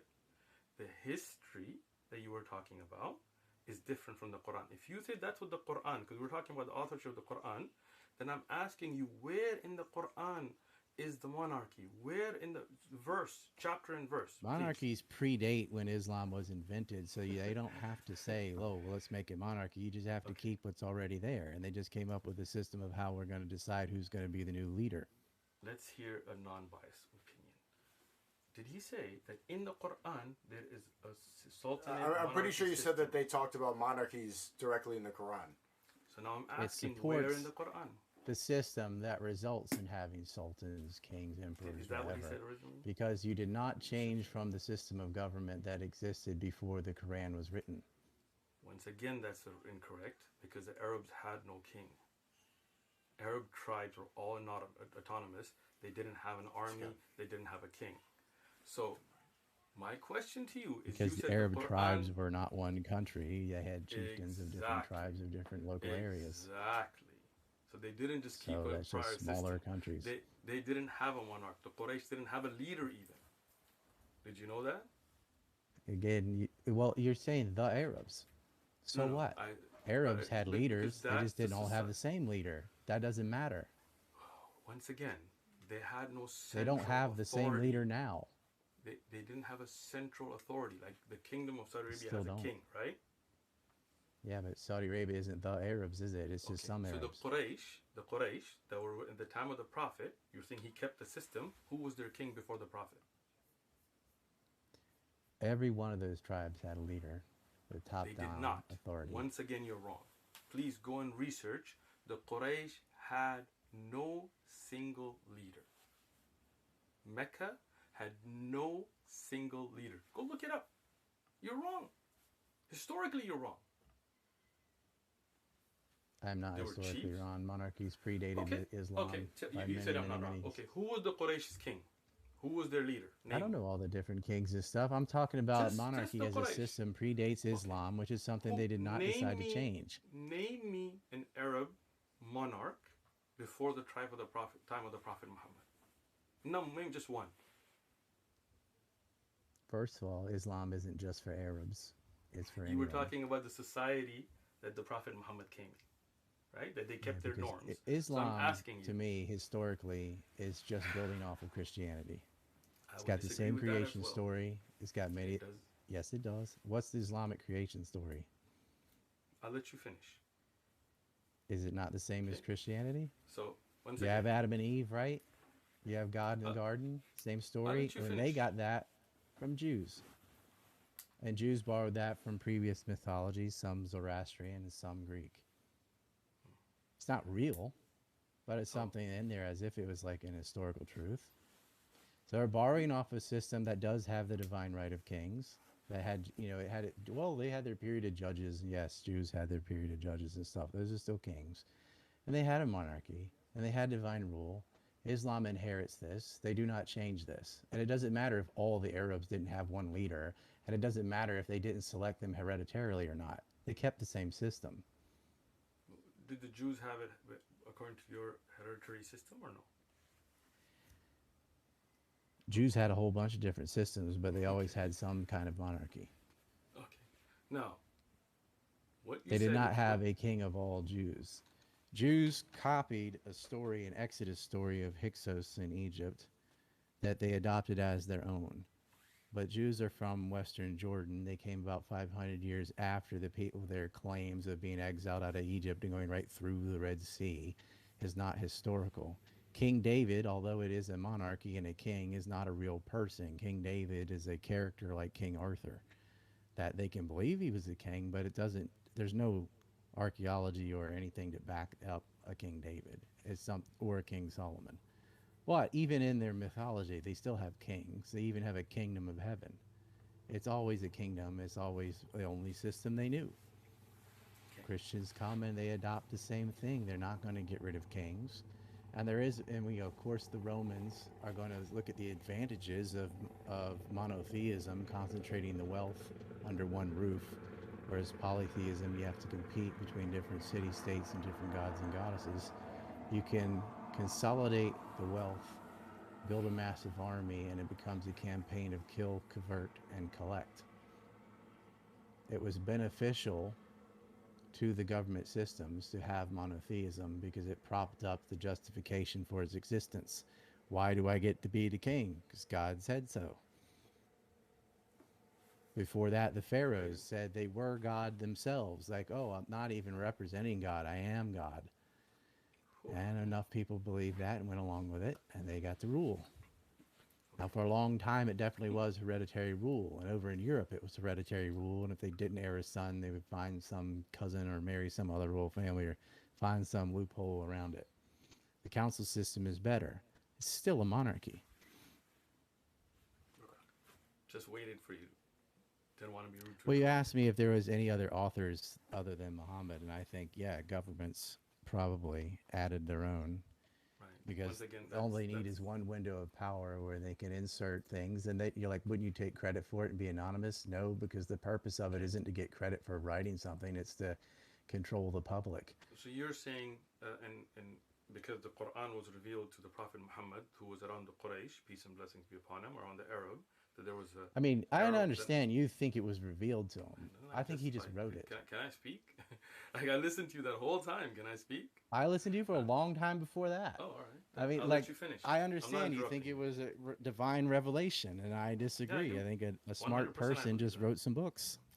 Okay, so who's that smart person? Why would that smart person not take credit? Why would he let another illiterate man take all that credit and be raised as the prophet of God and have authority? Why would that smart person not be like, hey, I'm Well, going to to pull be these powers? And who's that smart person? Let me know then. Muhammad couldn't, peace be upon him, couldn't read or write. Okay? So who's that smart person that you believe wrote it? And which is funny because earlier you said there was a group and now you're saying a smart person. So that's kind of a contradiction right there. But first thing is, you said the Quran I talks don't about think a group monarchies came and sultans. together and created the Quran. It starts with one author, and then other people Ah, add to it. who's I've that said one that the author? whole time. Who's that one author? I don't think it was revealed from God. A lot of it they just built off the Bible. They have the same Simple creation question. story. They took a lot of the same stories. Jesus is one of the Simple prophets. question. Elijah's the prophet. Moses is the prophet, right? They built off of That is true. religions that existed already That that is not other true. people wrote, and they are written by people. They're not divinely inspired. The Bible is just, they ought to spell it Buybull. Some people wrote those books. And But people wrote those books because those books have mistakes that can a you tell me a cosmic mistake in the creator of Quran? everything wouldn't get wrong. Can you tell Well, me a mistake in the Islam's the Quran? updated version because they got to look at the mistakes of Judaism and I'm sorry. Christianity and fix it. You said they have mistakes. So I just want to hear one mistake in the Quran. The creation story. That's a mistake? It's definitely not real. Wait, I'm sorry. How is that a mistake? You yourself said, what do you think happened, how people got here? Tell me the Once Islamic again, version. you said it's a mistake. So my question Yeah. to you is, how is that a mistake? Were you there when creation started? No. So then you cannot say it's a mistake. Would your opinion Well, how you can't creation say it. began? Right. You weren't there when it was created either. Did I say it was a mistake? I did not. You claimed it was a Well, you mistake. can't say it's right. And You weren't there. the fact, Like by your own fact, standard, by your own ridiculous no. standard, if you weren't there, so you don't know, you weren't there, so you don't know either. Once again, I did That's not why claim we to be don't there. determine these things like that. The Earth is not No. made in 6 days, and you already admitted, like, well, I don't think it was actually a 24-hour day. It's just a time period. It's like, okay. That's not admittance. I clarified that to you. That's an Islamic belief. Right. So Secondly, do you think two people you said populated there's the a Earth? mistake. You said there's a mistake in the Quran. I did not claim there was a mistake, right? You So don't when believe in you evolution. Oh man. You Oof. have is the moon inside the Ryan. sky? It's not. There's no Once again, firmament. The Earth's I'm not sorry. flat. We don't have talking Earth's not donkeys. flat. You know, we don't She have said- magical creatures of jinn and witches and angels I'm and sorry. stuff. The moon being inside the sky. What are you talking about? What is the cosmology in Islam about What the are you talking about stars and the the moon heavens? being inside the sky? It just copies Genesis, and that's No, what it says. I'm sorry. Where in the Quran does it say that? Is it not based on the Bible? It is not. Where in the Quran does it say the moon's in the sky? Well, it independently came up Man, with a you're story making with all Adam these and Eve Quran that's statements identical with to the no Jewish evidence story. at all. You're just making Is there stuff not about the the same Quran. Adam and Eve story that they borrowed from Look. a different religion? No. First off. There's no Adam and Eve. You There's made no Adam and there Eve in is the an there's no Adam and Eve in the It was Quran. not borrowed from anybody. Now, you made a statement that the Quran says Yeah, the I'm moon's getting in to the that. sky. Is there an Adam and I'm Eve? Is there a ask- Genesis story Look, in before the we go, Quran there's no called Genesis not story. Genesis, obviously, but Yes, but the question is it not the same story? You know, I'm trying to be very respectful and letting you finish, and then you keep interrupting me, right? Is it the same story? Your statement first, and I'll answer that. Your statement first, that the Quran has a mistake, has not been proven. The fact that Quran talks about the creation of Adam, this is a fact that it's in the Quran. That's not a mistake, right? Whether you believe it or not, how you believe creation started is up to you. But you cannot call that a mistake, right? Secondly, your statement about the moon being in the sky, when you're talking about the Quran, I'm not talking about Genesis, Bible, Christian, can you show me where that is? You keep making claims about the Quran that are not in the Quran. And that's quite ignorant. Right? If I say something is the Bible, then I'm going to give you a reference where in the Bible. If I something is in the Talmud or the Tanakh or Gita or any scriptures, then but when you keep these claims about the Quran and you can't give me a reference I from can the Quran, reference the Bible because I was raised but you a didn't Christian. say I don't it's in the reference- Bible. You said it's in the Quran. No, not rewind. I talking about said the that it was authorship. based on Judaism and Christianity. We know I those would written by disagree people with you. because there's mistakes in those books. Again, Any those book mistakes based on a book in that's full of those mistakes that books- you can rewind it again. I said they had the benefit of being newer than those two religions, and they get to fix a lot of the things that were wrong, but not everything. No. But I don't know Okay. chapter and Can verse you- in the Quran the way I do the Bible. So what? So can you? I know it's tell based me on it and a has the same mistake creation that is story. incorrect. Just because Allah revealed, in my belief, again, I'm going to tell you what I believe, to the different prophets, including Moses and Abraham and Jesus and Muhammad, peace be upon them, a message that tells about the fact, according to what we believe, of what had happened. And the Quran tells you those facts. The fact that the corruptions in the Bible that shows strange things like Lot having sex with his daughters and all that is not in the Quran shows you the Quran preserves the truth. And just because the same Allah that It has revealed it- to Moses, hold on, let me finish. The same Allah that revealed to Moses, the same Allah that revealed to Jesus, is the same Allah that revealed to Muhammad, peace and blessings be upon all of them. Just because of that doesn't mean the Quran copied the Bible. The fact the Prophet Muhammad, peace be upon him, couldn't have even read the Bible. He didn't know Greek. He didn't know Aramaic. He didn't know Hebrew. He couldn't even read or write Arabic. And the fact that you don't know this person in the back, this intelligent person who wrote, or this group, you're just making that up, right? Most people couldn't read or write at that point in time. Which is also not You true. still have the stories. I don't know why you don't have the story of Lot sleeping with his write. daughters, but you have a story of a yellow calf whose body parts bring back the dead to life. I mean, there's equally ridiculous stuff in one book as the other. Where's that in the Bible? The gold calf story, bringing people back to life, is not in the Bible. That's in the Quran. You don't even know the golden calf that was worshipped by the people of Israel and the yellow calf are not the same, right? You don't have that background. There's no story in the Quran where they touched the dead body with a piece of the golden calf and resurrected them. It was not a golden calf. It was a yellow calf. So you're wrong. The golden calf was the people of Moses that worshipped somebody in them. The yellow calf, the cow, which is separate, when somebody had died and they wanted to know who had murdered them, that story is separate. Now the question here gets yellow to be, calf equally as dumb. The question gets to be, look, if you don't believe in something, that's up to you, right? But you can't call that a mistake. You have not shown me a I can absolutely say it's a mistake to claim Quran. that there was a yellow cow who had magic body parts and brought people back to life so they could figure out who killed them. Why would you say that's a mistake? Just because you haven't Because it is impossible to have magic body parts from a yellow cow. Once again, they're not magic body parts, right? That was sacrifice. They just bring back the dead. I mean, what do you call that? They didn't bring them back to life. A miracle? They revealed who the murderer was. Once again, see, this is as ignorant as somebody what the story says. Can I finish? Somebody in the past, for example, who couldn't understand forensic science, for example, saying, "Oh, a time when your fingertip can tell you that is a mistake." Just because they didn't know about it and they haven't seen it isn't a mistake. That's not a mistake. You have not shown me a single wasn't some futuristic mistake technology in the Quran. How do you know? You don't know. That's not a mistake. Now, let me show you a mistake. Can you hand me that Bible? Yours one. My regular Bible's in the car still. After you show the mistake, I want to end this debate with a question that I want to ask the both of you. I mean, he doesn't believe in the Bible, so this is not going to be very... No, I'm just trying to explain to I don't believe in magic cows either. Great.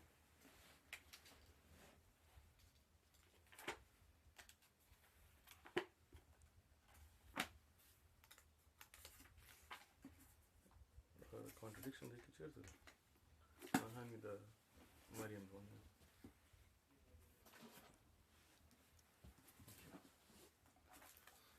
So here in 2 Kings 8, 26, Ahaziah was 22 years old when he became king, and he reigned 1 year in Jerusalem. His mother's name was Athaliah, the granddaughter of Omri. Did you hear that? I heard you. Okay, good. In the same Bible, if you go to 2 Chronicles 22:2, Ahaziah was 42 years old when he became king, and he reigned 1 year in Jerusalem. His mother's name was Athaliah, the granddaughter of Omri.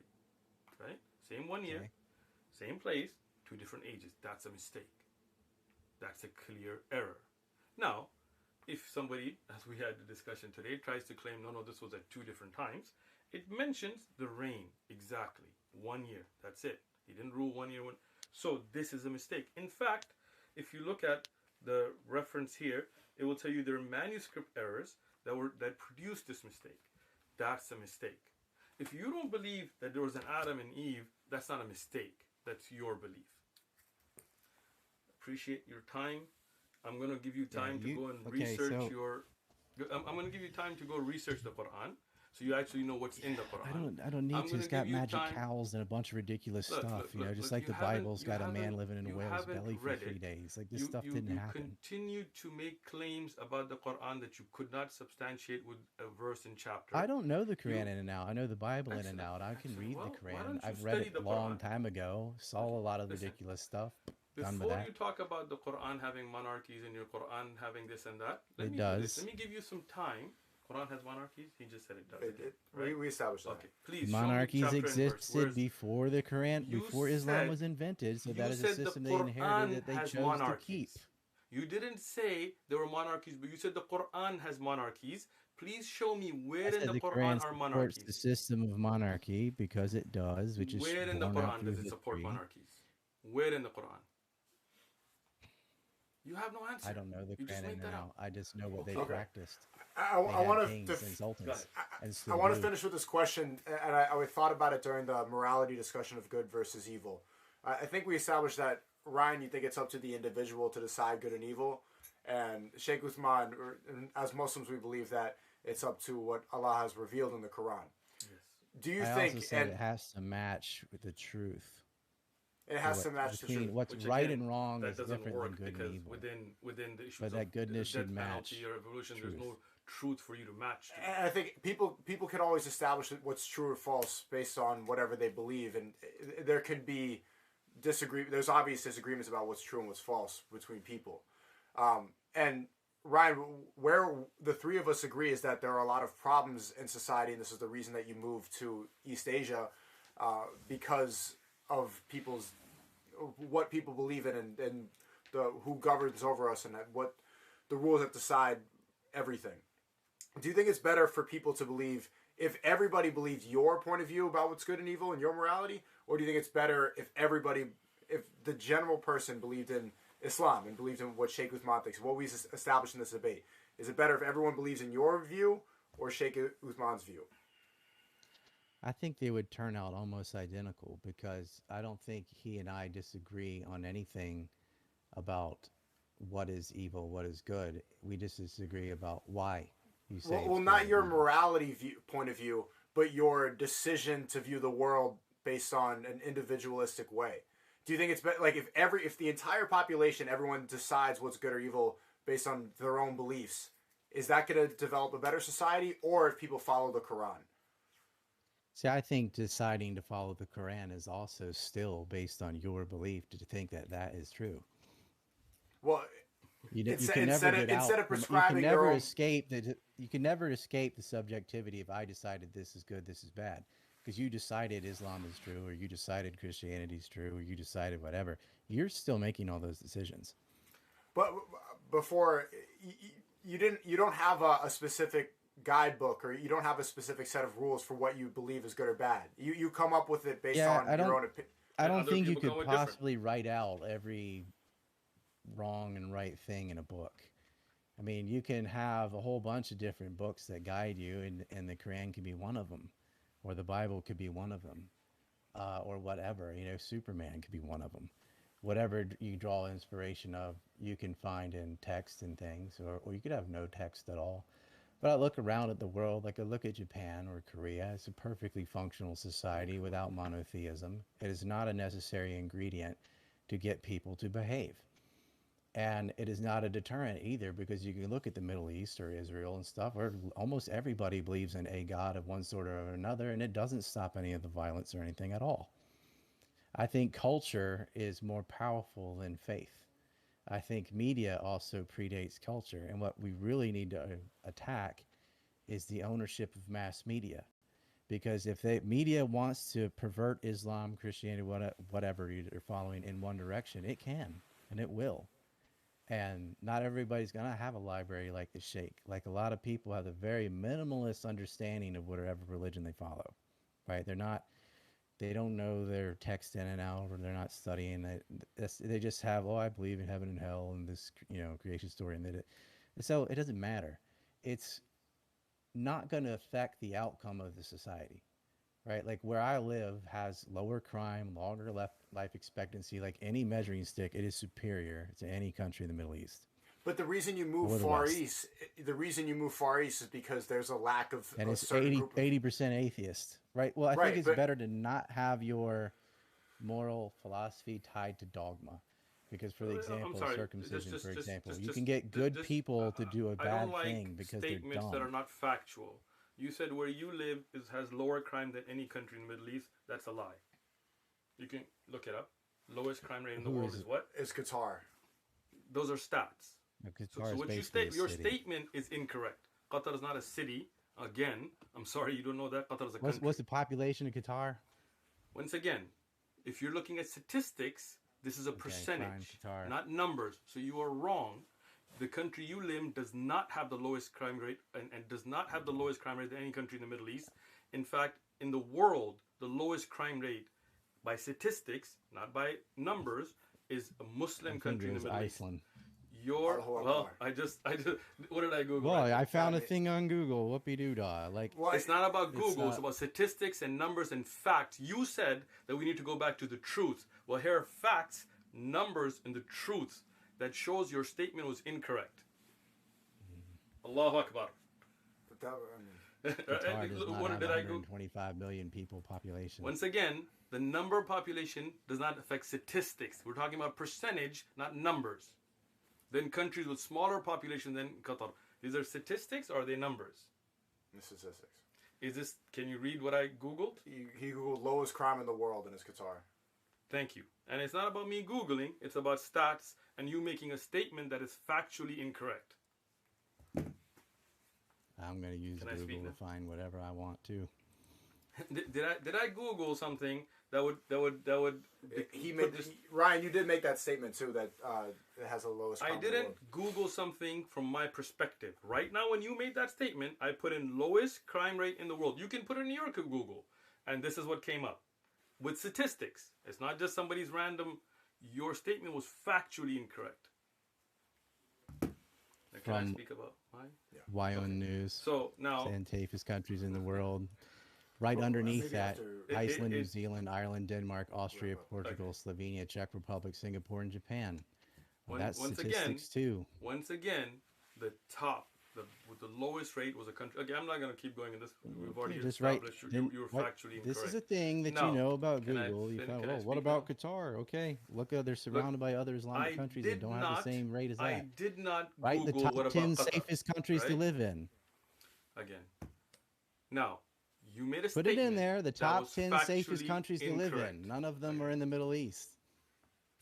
But the reason that you live far east is because it's separate from a certain group of people that prescribe the rules that govern Western civilization. You didn't really answer that. Yeah, I would imagine that in Qatar, they probably don't own the media over there. But you didn't really answer the initial question. Do you think it's better if the 8 billion people that populate the world follow your point of view, that everybody can determine morality for themselves, or do you think it's better that they have a specific rule book and if they follow the Quran? Which do you think is better for all people? Your point of view or the Quran? My point of view is the only way that people do, because if you decide to follow the Quran, you are still deciding that you think that is true. So do you think it's As far better as to how have the outcome would be, I disagree that religion is why a society is violent or not or whatever. I think it's not religion, because you can find countries like Qatar, you can find countries like Japan, right? It's not whether it's religion or not. It's about whether or not owns your media. Okay. Are you done? Are you done? I think I answered his question, yeah. Thank you. So when I do speak, I would appreciate if you didn't interrupt me. Just if you could just read. As of July. the 5 safest countries according to As of July this year. as of July according to Numbeo are Qatar, Taiwan, the UAE, Georgia, and Oman. 3 of the I'm not sure if my geography is correct. Are 3 of those in the Middle East? yeah, 3 of those are the Middle the top East. 5. And Georgia's I pretty found close. now click on the alright. link that I sent you Thank and you. read that. You can find these things on I Google. appreciate it. They just do The this. link You know, top 10 link he safest said- countries in the world, and they're all going to be Sure. the Europe according and to Asia. the Global Peace Index, the top safest countries in the world are Iceland, New Zealand, Ireland, Denmark, Austria, Portugal, Slovenia. Well, Sure. the initial question, the initial statement you made was the lowest crime. Right.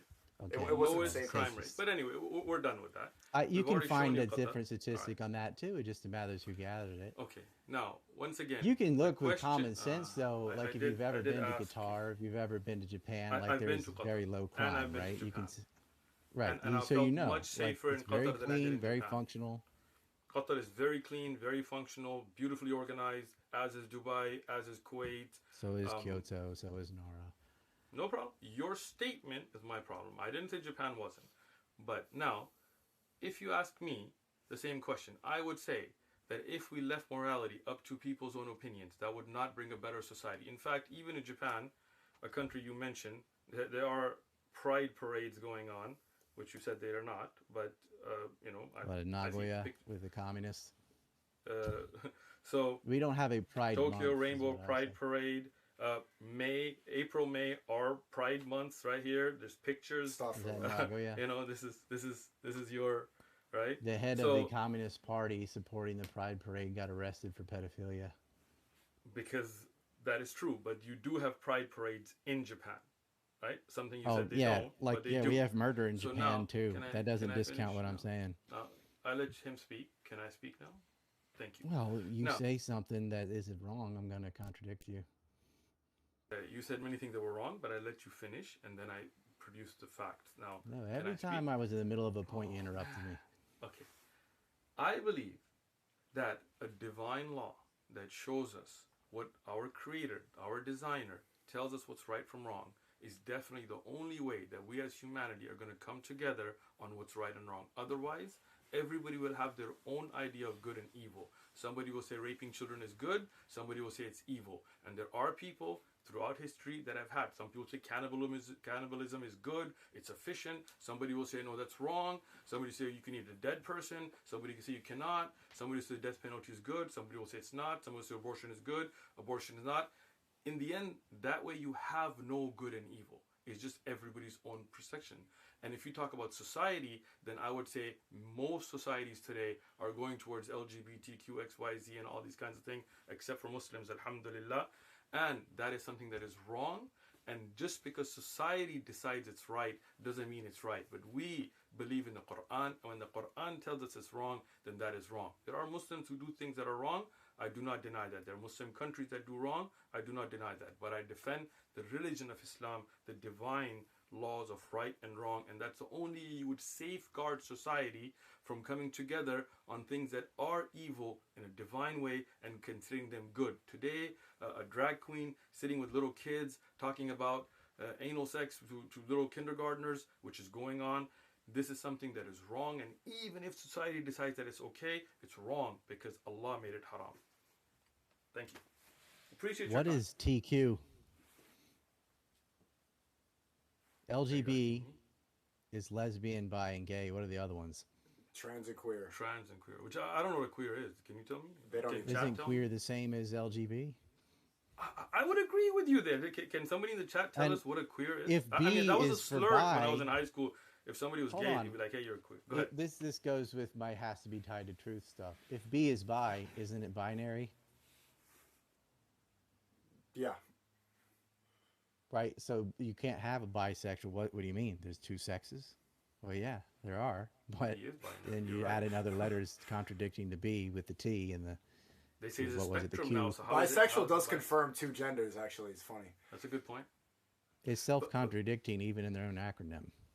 I would agree with that. Can anybody in the chat tell us what a queer is, though? I mean, Anyway, I really don't you know. had a- honestly ask. It's a politically There's a correct word for faggot. presupposition But if you already have Like, gay if I thought, and lesbian, as you then what's a did, queer? This doesn't mean anything. that there was a divine thing, then I would follow that too. But I disagree that great. it's divine. Well, I'll tell you what. Why don't you actually read the Quran and watch the videos that I can send you? Then we can have a discussion on whether it's divine or not. How's that? I And mean, anybody who's the watching- yellow calf story anybody pretty who's much did me watching- in on the Quran. Anybody who's watching, read the Quran for yourself, and then you can decide whether it's divine or not. Just because you cannot comprehend something, don't consider it to be a mistake. There's much in the Quran that you don't know about, right? And inshallah, when you read it, Allah will guide you. That makes Ryan, it I spent- infallible.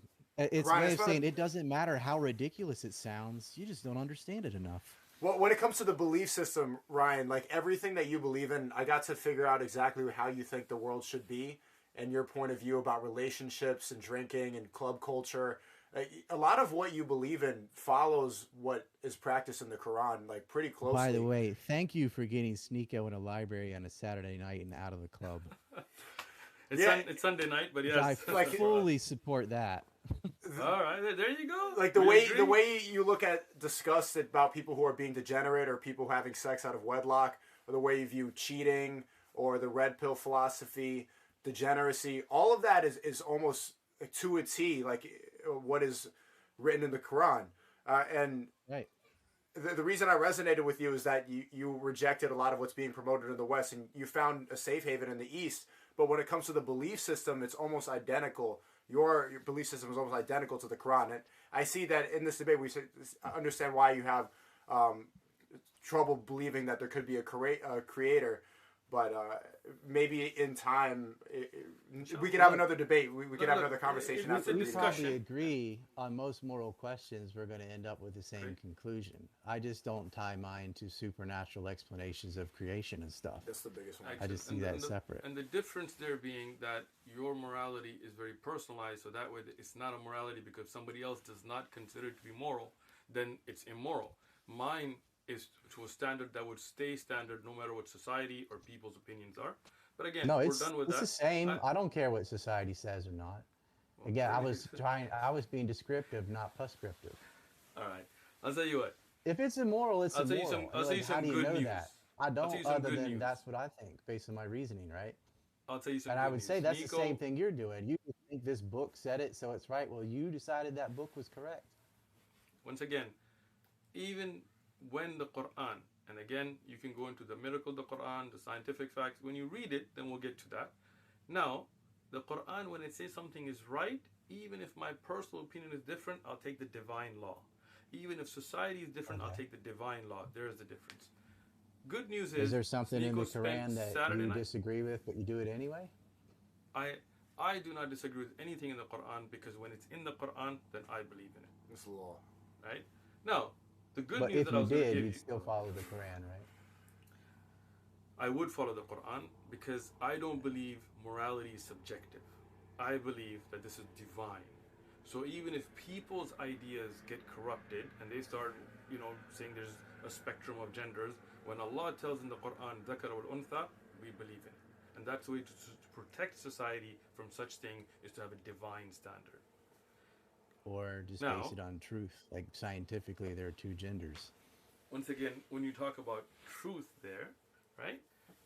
People will try to make their own truths, unfortunately, and they will give their own ideas.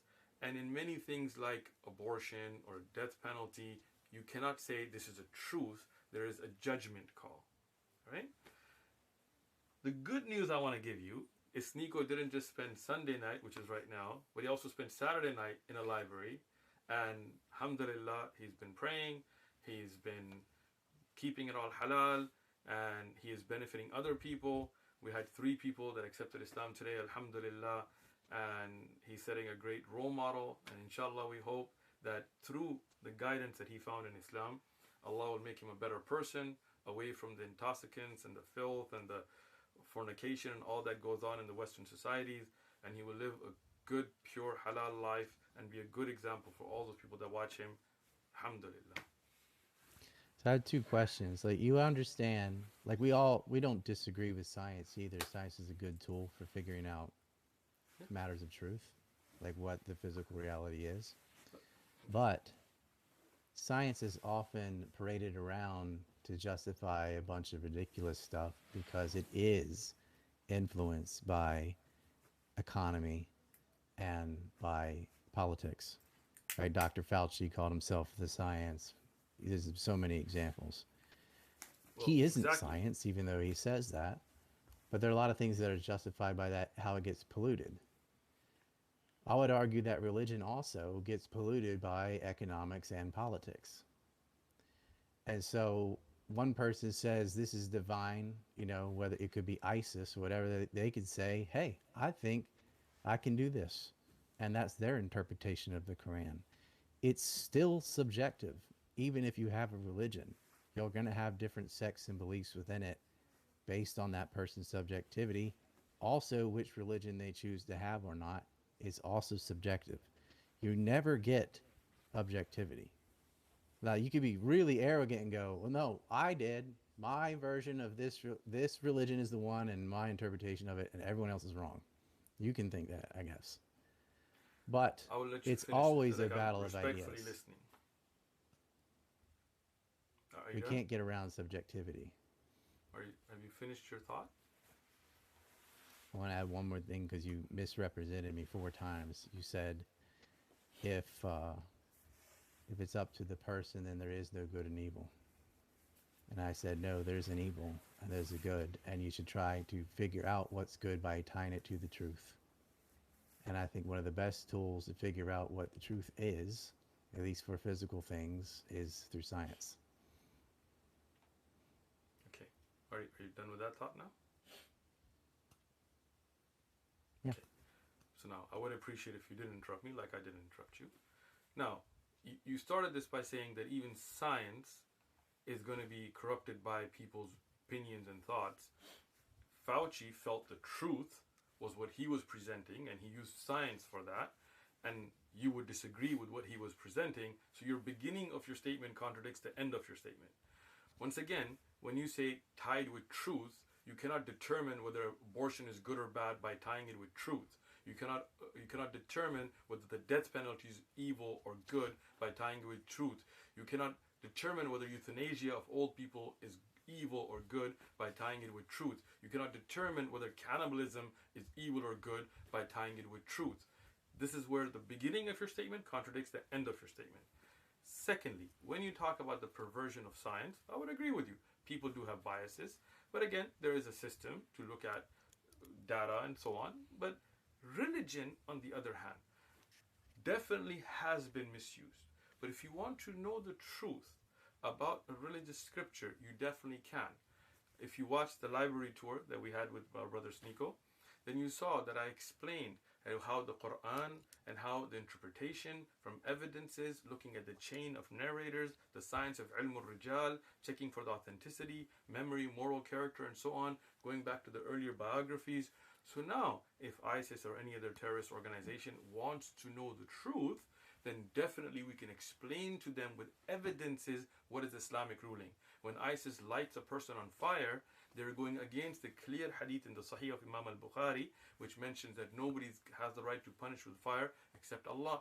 So that means those groups don't want to know.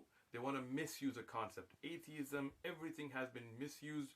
The greatest murderers of the history of mankind, Stalin and Mao, were not people of religion. That's a person issue. The religion of Islam has been preserved through the sciences of ilm, or rijal, jarh, wa ta'dil. If you don't know what that is, watch the video again about the library tour, and you can learn those to know how, if people want to preserve the knowledge, we can. If somebody wants to misuse any concept, they can. That's a person's fault, but the religion is preserved. Appreciate the time. Thank you so much. Well, I can't respond to that. I think we're Fauci done did with not that one. believe what he was saying was true. He lied and knew he was lying. You can use truth and science even on aspects like abortion. You can figure out exactly when and how a life is created. I'm sorry. How That and is when part of the life is argument. created? I mean, if there's a When a fetus, human life is is created. it alive or not? How would you figure that out with science? How would you find the Well, truth when a there? sperm Uh-huh. Go and ahead. egg match Yes. and have shared DNA, which is Right. replicating itself, you now have a life form that is not the mother or the father, but a combination. That means it's an independent life. Once again, that is your definition. Many scientists would say no. Until there is a heartbeat, many would give their own definition. So that means, again, science can't tell you truth. And that individual, that baby in the womb, is Right. it the mother's right to abort it if she doesn't feel she's ready for a child or not? You can't tie that to truth. That's a moral judgment. Is cannibalism good or evil? Go ahead. Let me know from truth why that's right or wrong. Okay. Go What ahead. I said is if you want to figure out what is right or wrong, you have to figure out to the best of your ability what is true or not. And Is figuring out the cannibalism right physical or wrong? truth, it's wrong. Figuring Why? out the physical truth I'm of sorry, when a why? life begins. Why is Let me cannibalism finish with wrong? the abortion thing Go ahead. before you keep changing Okay. examples. There are people that will say, well, it's when it has a heartbeat, or it's Yes. when it has a brain, when it has independent consciousness or something like that. Exactly. And they make the cutoff at 10, 11 weeks, somewhere in there. Sure. What do you mean it has a heart? Uh, are What you is the asking it me, that or has a heart? are you It's not asking the me the mom. question? Yeah, I'm saying like within their own, what they're trying to do is rationalize selfishness by saying, and I'm not ready to have a kid and I shouldn't have had sex and I don't want this. So I'm going to say, well, it's not really a kid. And the bias is they don't want to take responsibility for their actions and they're trying to rationalize it by saying, well, this isn't alive. They don't really think this is true. They just need it to be true because they don't want responsibility for the action. The truth, physically, the truth is once those cells, once that egg has been impregnated and starts cell division with unique DNA, it is its own entity. Now you can say, well, who cares? It doesn't know, it's not aware of itself or whatever. You can make some separate argument about that. But you have to start with the physical reality. And we know very well where babies come from. And it's not the stork and it's not some miracle. It is amazing, but it is Stork. absolutely physical and absolutely a long physical process. There's no supernatural anything involved in the creation of a baby. And I think to deal Are you with done with these that point now? things, you must deal with natural questions with realistic and natural solutions. Before I respond, can you respond to the cannibalism so that I can then respond and then end this conversation if you don't mind? Yeah, eating other people, Mm-hmm. I just find absolutely disgusting. But what about the science? The truth. What about it? People I in the chat, feel come on, come on. if you You're eat telling me how another I person, feel. You're saying how I feel. That's not science. That's not so truth. That's how you feel. because it's not one thing. I said reason and empathy, but if I'm going to base my empathy on things, I should figure out to the best of my ability what physical reality is, whatever I'm matches sorry. truth. I said there's lots of truths that you will not be able to uncover. So we make the second best decision we can and say, I have an instinctual, natural disgust on eating other people, the same way many animals don't eat themselves. And I'm not going to do that. Now, somebody could say, well, look, what if you're in a But that's plane not a good crash and judgment blah, blah, about blah. whether or Then I'll not be something like, is morally fine, wrong. eat Right? that There It's are like, person. many animals that do It's like not, each other. it probably isn't morally wrong, but I just find it absolutely abhorrent and disgusting, and I'm not going to engage in that behavior. I would argue cannibalism is morally wrong. And if we're gonna go based off disgust instead of truth, like I would find pineapple on pizza disgusting, but that doesn't mean it's morally wrong. Thank you. It's not, yeah, it's Thank you. not morally wrong. If that person's dead, and if their family wants to eat them in some culture, I find it absolutely abhorrent, but they can do that. They're not harming anything. Should Although they do that? there may be do, something in do eating you, your own flesh the same way mad cow disease arose from feeding hamburger to cows. I don't know enough about once cannibalism, again, but the fact that so many societies don't practice it means we probably did in the past and it didn't work out too well. once again, a lot of societies practicing or not practicing something does not make something good and evil. Once again, there are animals that do Like you make it eat their dangerous own. or not Oh, dangerous. please. There are many animals that do eat their own kind. That are they eat their own children even, Yeah, and monkeys and that does not spiders, make there's it a few. that, exactly, and that does not make it right, wrong, evil, or good. And earlier you said we're going to look at science and fact, and then you came back how you feel. So that just seems like you're I didn't changing say the guard only yard. look at science. I think it's a combination. And I think what you want to do is say, look, here's your natural world. Let's figure this out to the best of our ability so that things are based in reality. I gave you the value set example, like taking the umbilical cord off of an infant. If we both have the same goal of prolonging that infant's life, and one society says leave it on there, and one says we're going to rip it off, the result is, and according to their own determination of life better than them dying early, pulling it off is wrong. And you can physically explain why that doesn't work and how that poisons the child or has a high chance to. Physically, you can say that is incorrect. Now, you may have all the intent. Oh, well, that's just ugly. I'm trying to help the baby, blah, blah, blah. But you are factually incorrect. That activity does not result in, does not have the consequence that you're aiming at. So within their own value set, they are incorrect. Now, there are the whole bunch of different moral questions that don't have a physical proof to it. and I'm not claiming Thank they you. are. That would be ridiculous. But That's the if whole there is point. any physical truth to it, like, okay, you cannot use the body part of a dead animal to figure out a murderer, then that story is wrong. So that book is probably not divine, which means you shouldn't put 100% trust into something that somebody wrote and probably made it up. Are you done? Do you have to go? No, no. I just didn't want to start speaking if you were still speaking. I do have to go soon, Yeah. but anyway, I appreciate the conversation. Once again, when you look at something that just because you cannot figure out how something happened doesn't make it wrong, and just because there are things, and I've given you examples of things that had a structure, for example, forensics and so on, that at time people would not have been able to understand, and they would have said this is wrong, but in reality turned out to be the truth. So that's just a very closed-minded and a short-sighted view.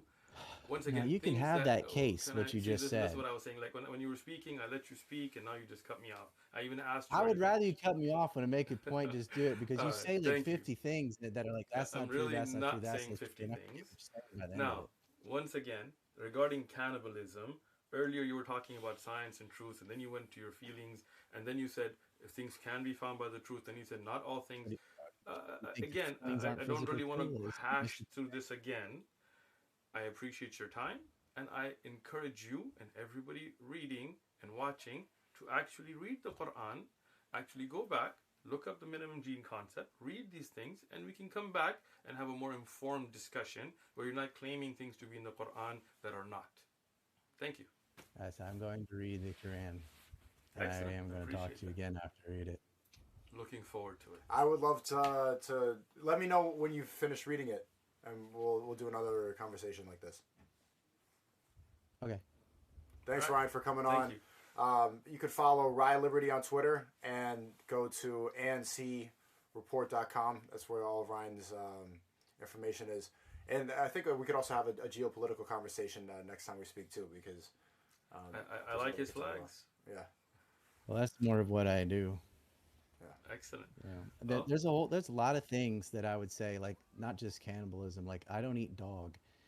There are Good. people in some countries that do. They don't have a problem eating dog. But I Yeah. just have a natural empathy for dogs, totally based on feelings, whatever. That's part of my culture, and I'm not going to do it.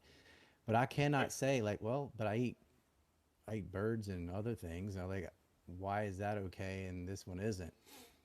No reason. Just that's my culture and that's my natural disgust. I'm not eating a dog. Someone else will. I cannot say they're morally wrong. Like, I eat pig. I'm sure you don't like that, but I don't see a problem with eating bacon. Don't have a problem with it. But Ew. interestingly, there are scientific studies that show the harm of pork outweighing all other meats. In fact, there's a study that was recently done. I can send you a link about bacon and how it's cancerous and above any other type of meat. So your truth standard would say that pig is the worst type of meat for you, so you shouldn't eat it. I mean, there's probably a lot of other meats people just don't eat at all.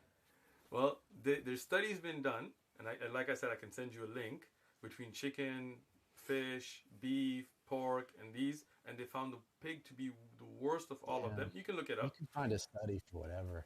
Lots of uh, people eat pork and have been eating pork for and have been thousands getting of years. diseases from those Nothing wrong porks with and eating dying from pig. eating that pork, You and you that's why don't eat it's you don't not truth. eat pig because you think it's unhealthy. You don't eat pig because the Quran says don't eat pig. I agree, but That's why. truth also proves what I believe due to divine revelation. All right. Anyway, I You think we're said good. there's a study of a pig. I don't think so. I think eating blowfish is more deadly. Eating bear is more deadly. Depends. Eating Undercooked bear meat's is not more healthy for deadly you. than pork. Yeah. Where did you get that from? That's why the Eskimo wouldn't do it. I'm sorry. Is there like a study here, or you just made that up? Well, generally we don't eat bears anymore. I'm sorry, but where did There's you make something up that? toxic in Again, you bear. make stuff up. This is amazing.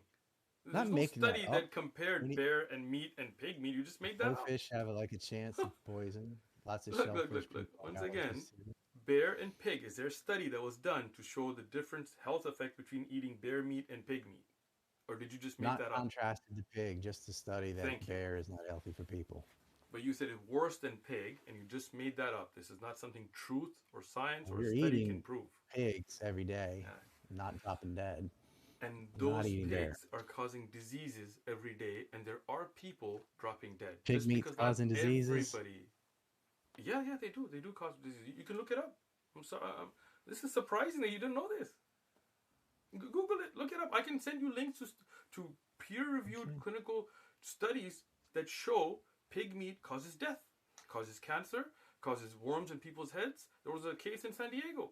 People die from it. Worms cause worms in people's heads. No, pork that had that parasite that couldn't be Pork cured with even worms through in it. cooking Yeah. caused You it. shouldn't Anyway, eat meat with. You I- shouldn't I'm- eat meat that has parasites in it of any kind.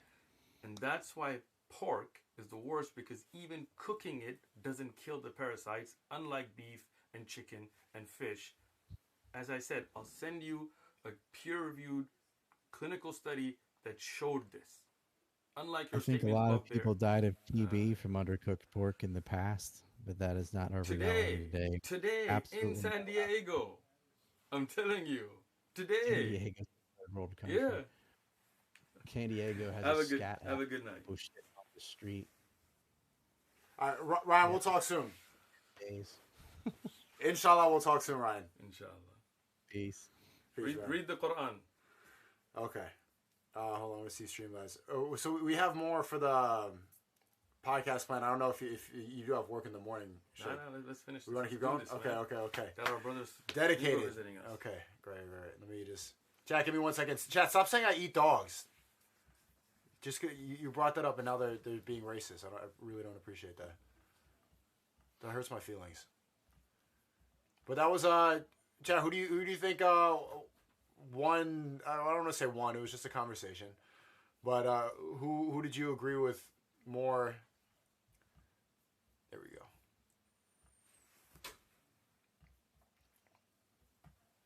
In that debate / conversation. I was surprised. I'm surprised that he was because when we were in Japan, he was saying that he had I don't know. I don't want to misquote him, but he seemed more. Sneako eats dog. W Shake. Sneako eats dogs. Yeah.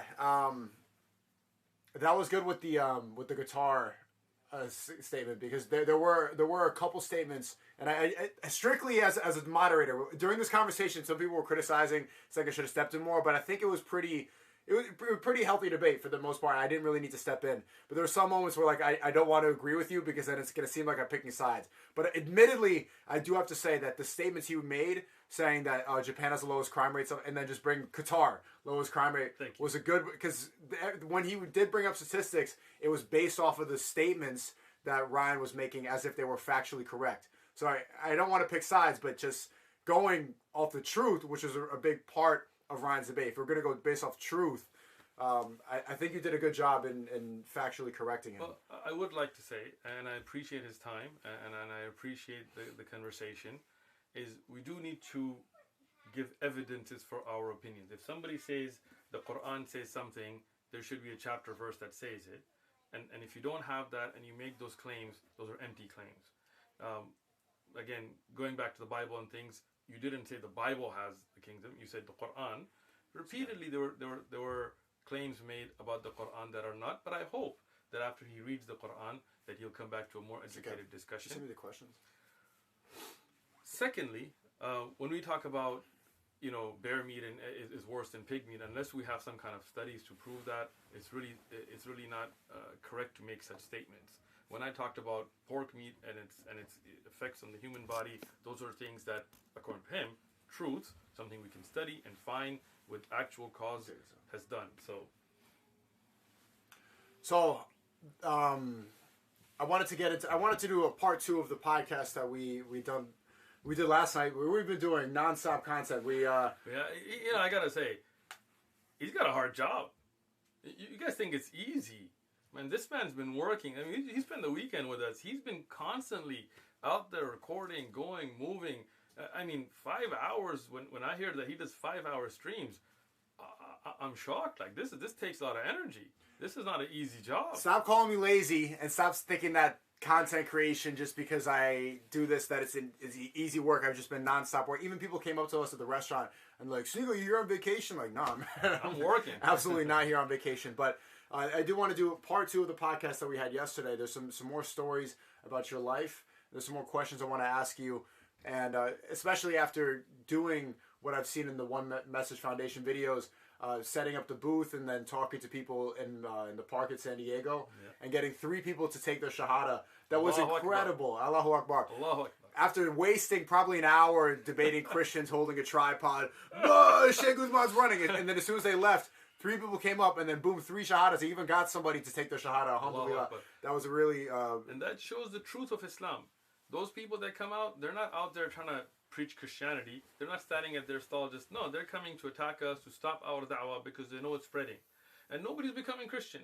But alhamdulillah, today, within 15 minutes, with our brother Sneako there, we saw 3 people accept Islam. Islam is the truth, and it's going to grow, and it's going to spread. There is no stopping it. You know, even people that were watching that live set saw the lies that they said and got caught live, lying. And inshallah, you will see that people, when they start opening their mind and reading, and they don't have that closed-minded attitude, they will find Islam as the truth. You saw the Christians we spoke to that were like, no, even if you show me anything, I'm never going to accept it. I was trying to talk to 2 Christians, and they were like teenagers, and we were just trying to... The guy was in his 20s. The girl was there. The girl was in his... But he was with his girlfriend, and he was like, ooh. Like, he was actually realizing that there might have been some falsehood in his belief, but he saw his girlfriend was like, no, you're a Christian. And he's just like, ooh. But you could tell that he had the urge to be like, this makes some sense. Yeah. But he didn't take the Quran. I'd be like, just, you know, you don't have to read it now. Just take it. Like, it's free. It was a free book. He was simping a little bit. The reason that he didn't take the book was his girlfriend's like, no, even if you convince me, you're wrong, which is so stupid. Like, I said, even if show it to you. No, even if you show me it's wrong, I'm still gonna die believing in it. Even if I'm wrong, she said, even if I'm wrong, I don't care. Wow. And at that point, that's closed-minded. In faith and everything you should believe, it should be based in truth. And this is why I found Islam, is that not only is it faith and believing that there's a creator, because it's not something you can conceptualize or ever fully understand, it still makes sense. Like it's not just like I have to just believe in... The atheist belief is like, oh, there's magic, stuff like that. Well, the Quran has stayed consistent for 1,400 years, and even a lot of the rules that we established just now with the debate, things like pork, fasting, and there's a lot of scientific basis in the Quran, and it's like, how would Muhammad, peace be upon him, even know about these like the development of the fetus in the womb of the mother? Many things about that we find, and there's books by Dr. Zakir Naik, there's books by Dr. Mirz Bukai and others that have listed these, you know, their clinical trials, that science has proven things that are in the Quran that could not have been known by a man who couldn't read or write. That's why this is a truth. Now, at minimum, people should read it. You know, what I find disgusting is somebody who hasn't read then makes claims, or somebody who hasn't read and is not willing to read, right? If I can show you the miracles of the Quran, then why wouldn't you accept it to be the truth? If I can show you the falsehood of the scripture, why would you not at least listen and then make a judgment? So there's a couple more stories that we didn't get to cover in the podcast yesterday. I haven't written down. You were going to tell me about stories from Indonesia. Great. And a lot of these videos you can find on the One Message Foundation channel. Some of them we haven't even uploaded yet, you know, so we were working on it.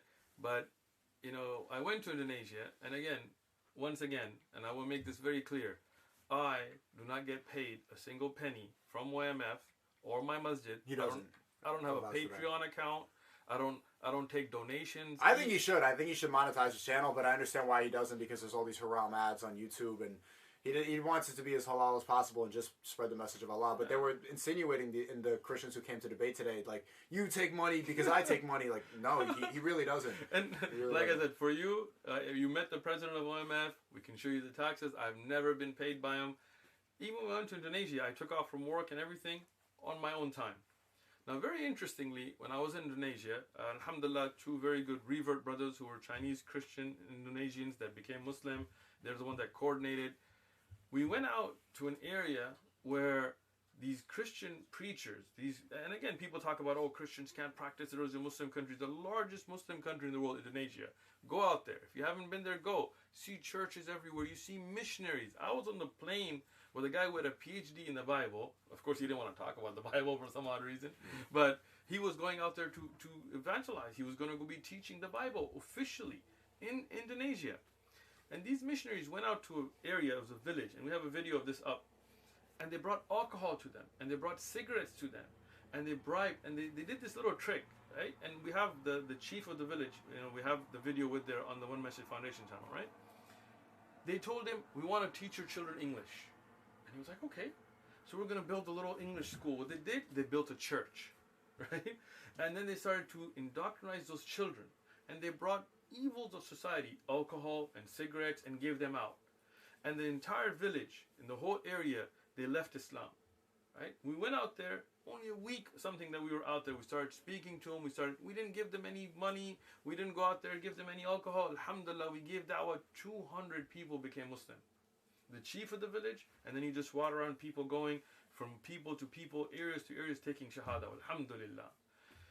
That church that they had built and they had left with the chief, alhamdulillah, we bought it, we made it a masjid. We called it Masjid Isa al-Masih. We made the mosque of Jesus. Peace and blessings be upon him, That's alhamdulillah, in Indonesia, we went out to another area which was far. I mean, we drove 20 hours, sometimes 14 hours straight, And this area, there's only a certain amount of place you can go driving, the rest, and it's a 4-day walk. And in that area, people still live in a way you couldn't imagine people living today. Now, some of those people that became Muslim, I even have interviews. We haven't posted them, but inshallah we will. So, these people live naked. They still walk around naked. They have some little cloth here and there for function, but naked. And they don't have houses or huts. They actually live up in trees. And this guy, he describes, alhamdulillah, he ended up becoming Muslim. He describes, they have no laws, they have no police, they have no electricity. In fact, if you go there in that area and they find you as somebody from the outside, many times they'll just take a bow and arrow and shoot you, and then they'll eat you. Yeah. They're cannibals, They have incest, they have sex with their own mother, they have the concept where if somebody by force can take a woman, he just takes it. And this is in a Muslim country. In a majority, largest Muslim country in the world, right? And alhamdulillah, we went in the actual area where they live in the trees. This is a 4-day hike. We didn't go all the way in there. We went to the surrounding areas. We met with some of them. They don't even speak the Bahasa Indonesian language. We had interpreters who did speak their language, who then translated, and through them, alhamdulillah, some of them became Muslim. And I was shocked that in today's society, in 2023, in the largest Muslim country in the world, there's still such remote areas. And that shows you the importance of da'wah. These people that became Muslim, they would say, we had no idea what the purpose of life is. We had no idea of how ignorant our lifestyle was until people came and talked to us about Islam. And there are some of these people that ended up becoming Christian. But what did the missionaries do? In the interview, he talks about it. He said, all they did is tell them wear a cross. Take videos, raise money, millions of dollars. It was just for a photo op. It was all photo op for that money. Just like the Patreon account that those guys were make their money off of, just for money. They didn't change their lifestyle. They didn't improve them. They didn't stop them from the wrong. But alhamdulillah, those that became Muslim, they stopped drinking, they stopped smoking, they stopped incest, they stopped cannibalism. You will see the brother, mashallah, he was wearing a thobe. He started memorizing the Quran. We took him out of that area. We put him in a place where now he's learning the whole Quran by heart. These are things that affect the whole world, to change people, to improve them. Today you saw the people that became Muslim today with you. They seem so refreshed. It's like they found their true self. Yeah. And I just want to briefly interrupt. For all the people who are saying, call Nick Fuentes, I did propose a debate, and apparently Nick Fuentes is saying that he's preparing. I just want to say he's preparing for the debate because it's very important for him. But Shaykh Uthman when are you ready for the debate? I'm ready yesterday. Whenever you want to do it. Nick, if you're watching this right now, call in and we'll debate right now. Let him prepare. Right now, I'm ready. I'm not preparing. You want to prepare. So stop, everyone in the chat spamming that. I'm just saying the only reason he's not in this call right now is because he's preparing, which is good. It's an important. Did you get that?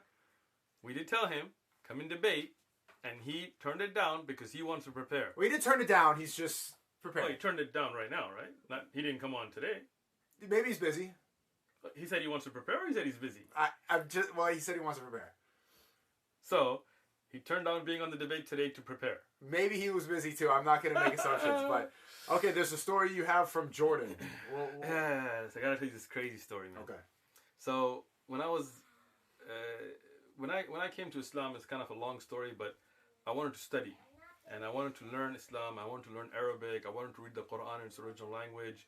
So I went to the UAE. I went to Ras Al Khaimah. I went to Al Ain. I studied with different scholars, and I really wanted to practice the Arabic language. So I wanted to go to a place where they don't speak, like I speak Urdu, I speak Pashto, I speak English, I speak many other languages. So in the UAE, I could speak to people in other languages, but I wanted to speak only Arabic so I can really get like a grasp of the language. So I said, I'm going to go to Jordan. I had a friend in Jordan. I said, I'm going to go to Jordan.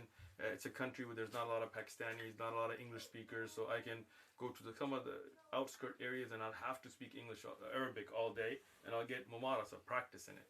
So I went.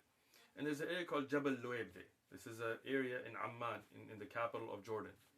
And this is a predominantly Christian area. There's a Catholic church, there's a Protestant church, there's a monastery, there are more churches than there are mosques in that area. One of my good friends, he had a store there. So I was like, all right, I was there. One day I went for an early, which is called the Fajr prayer, early morning prayer.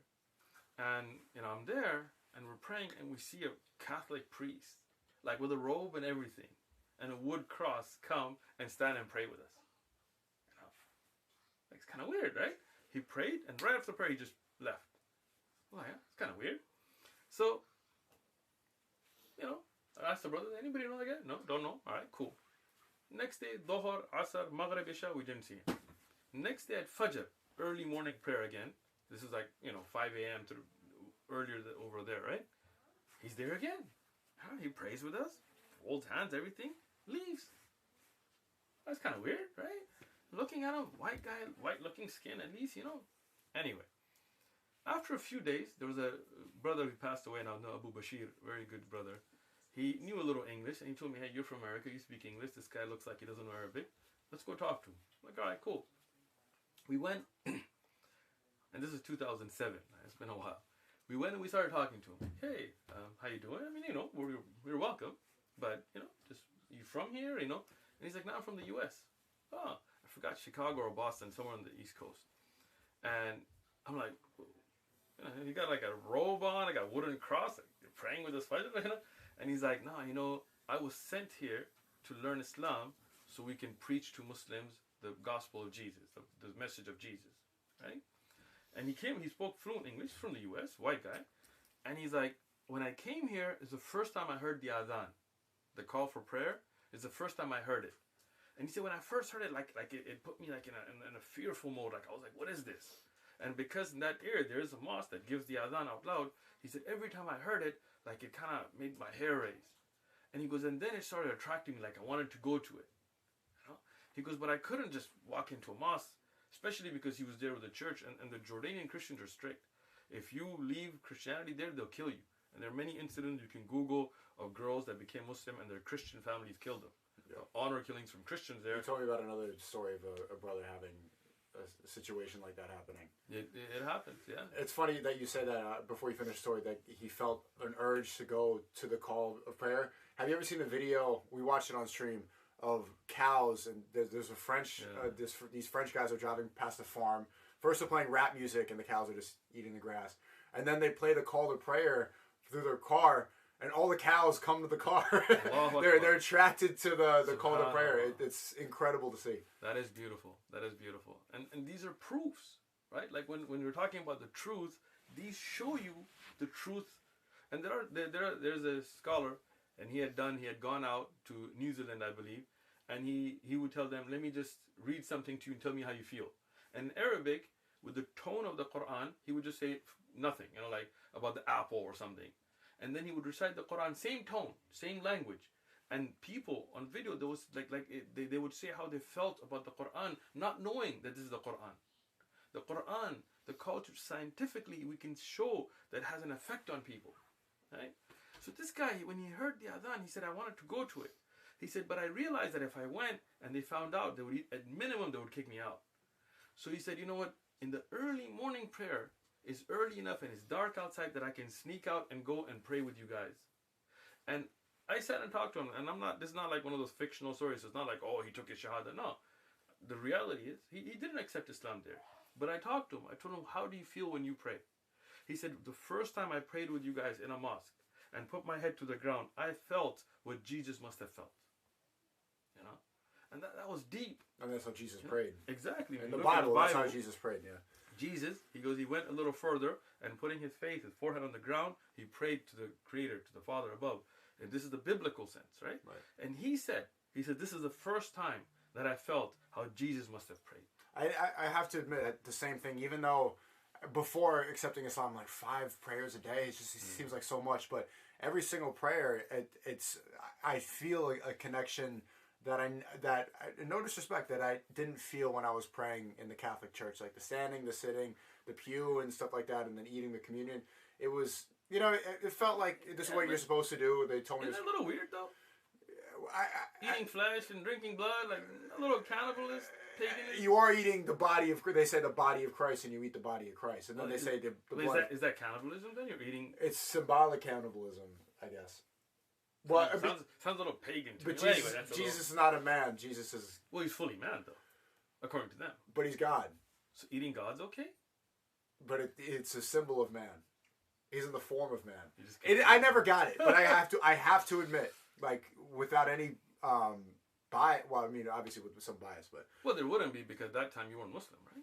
When I pray in Islam, when I pray in the masjid, it's a feeling that I never had in Christianity. Nobody forced you to be Muslim, right? No.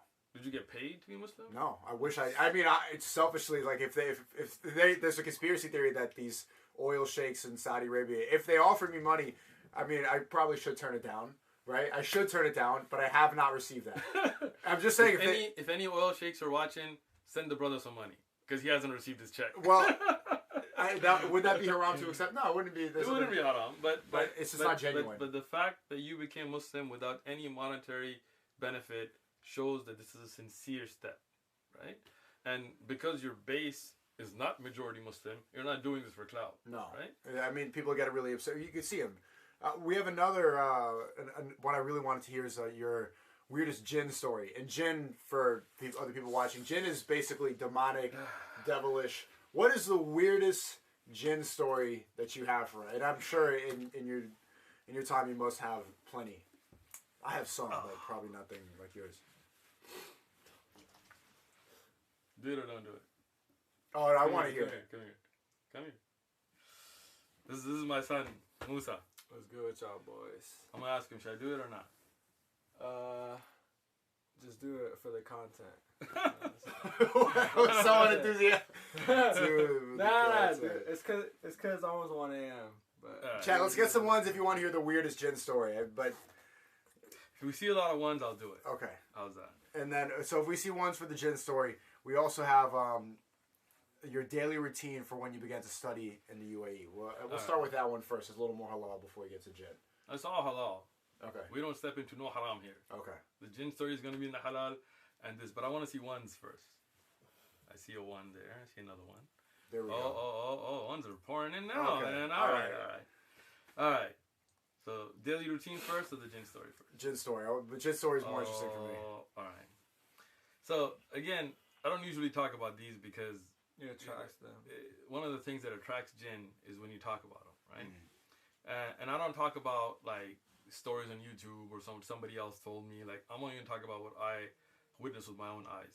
And obviously, I don't want to expose the family or the people that went through this, so I'm not going to give any indication that would expose who they are. But in San Diego, I'm not talking about like some in Sudan or Oman or Pakistan. In San Diego right here, we had a family, and Musa knows who they are. They own the store. He's been to that store. He knows the family, so it's not like they were just some obscure people. Somebody who used to pray with us and so on. And he called us up and he said, I have a situation with my wife, and I need you to recite some Quran on her, right? And I don't usually get involved in these things. Like, first thing you see in my schedule, I'm busy in a day and night. We got things going on at work, kids, homeschooling, family, work, actual work, and then da'wah for the sake of Allah, and teaching and researching and reading. So I'm like, look, bro, you want to read some Quran, just you go read some Quran on her. I'm good. I don't do this kind of thing.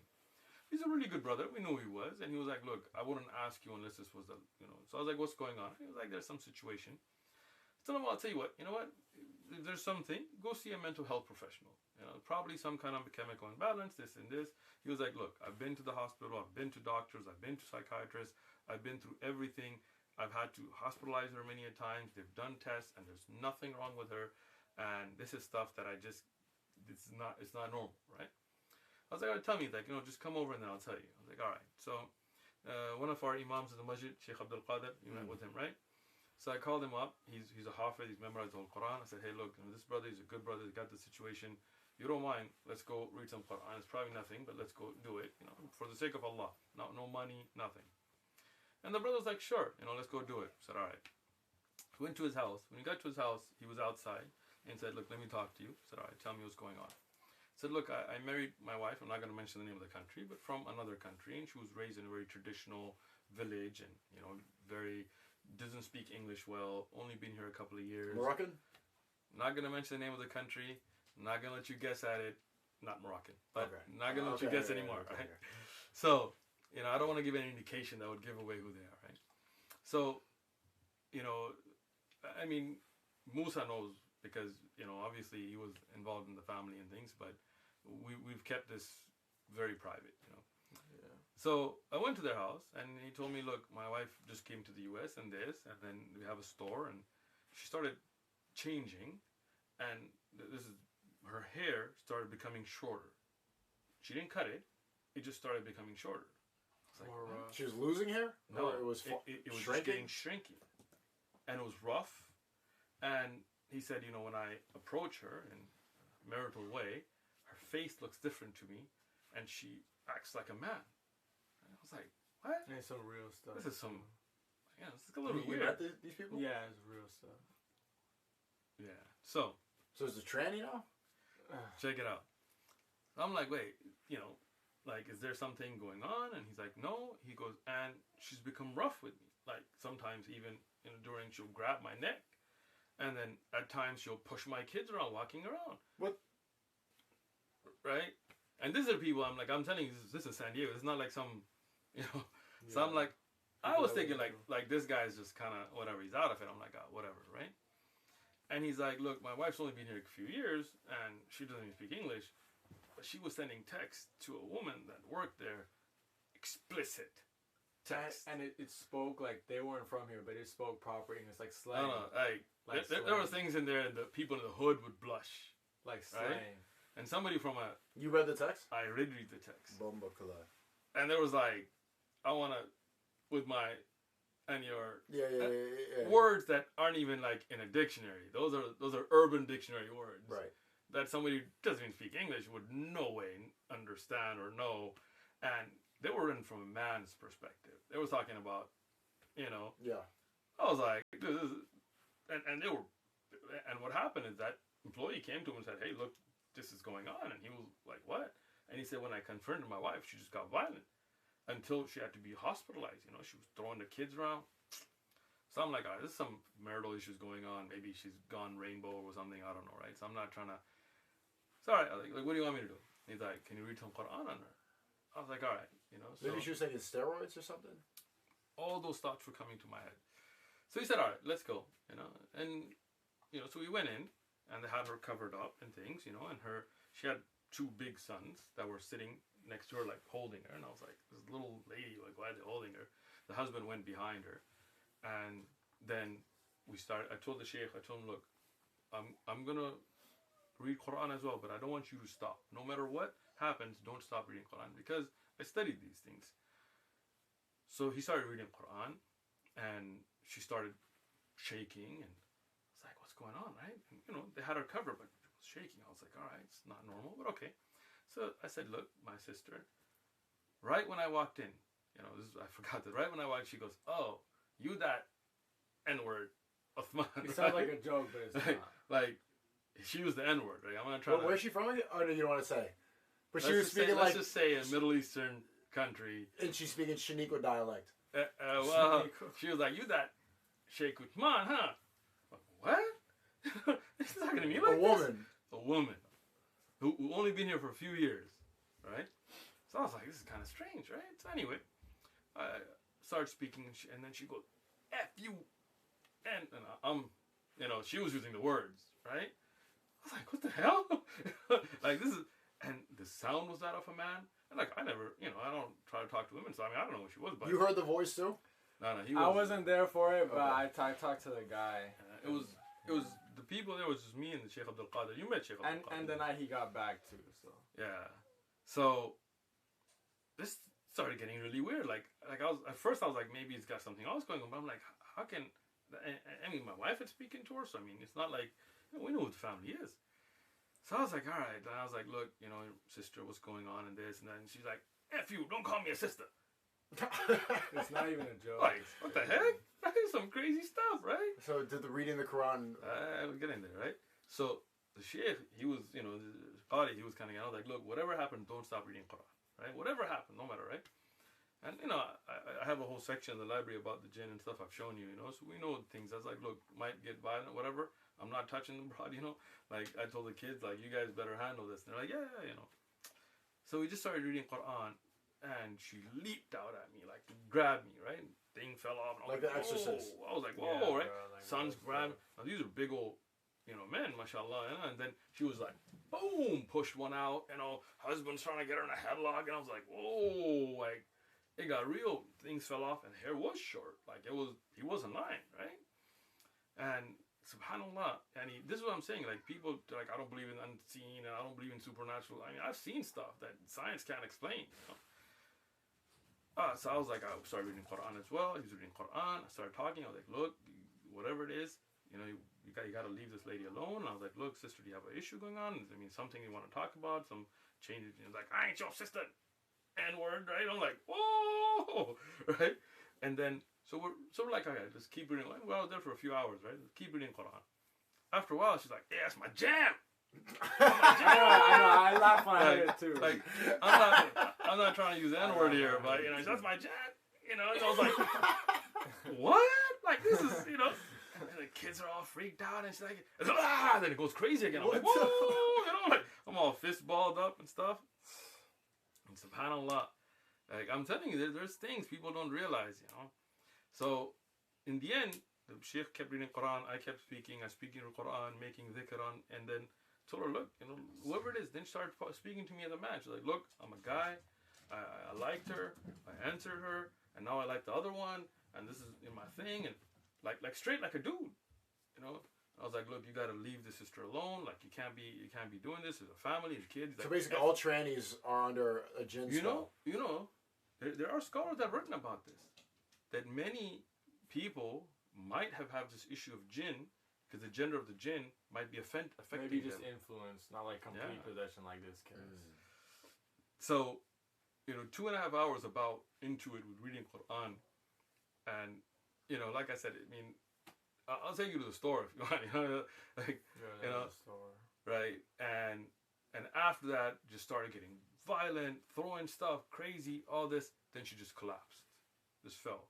Dead? I was like, I'm out of here. I told the Shaykh, look, we gotta bounce, man. I gotta go home. Like, this is crazy. Yeah, we were at home that day. So I came home, and this is my family. I don't keep secrets from family. I told him, and you know, the guy put the hijab on her and everything, and subhanallah, I didn't hear from him, and I don't want to call him because, like, I'm not trying to get involved in this, right? I'm done.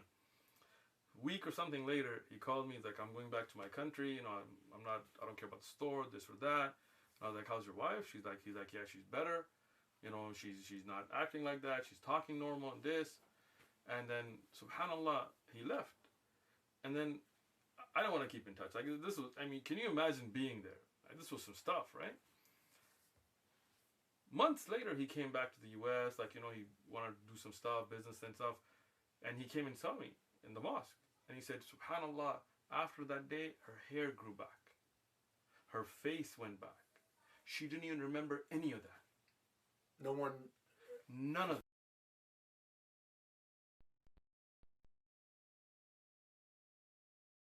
People, you know, went, and alhamdulillah, so I was like, would you bring her back? He's like, I'll never bring her back to this country. So, you know. So she went under a Western jinn spell. You know, jinns are from different areas, wow. right? Yeah, they're like humans. It's crazy. That's my jam. The Quran, my jam.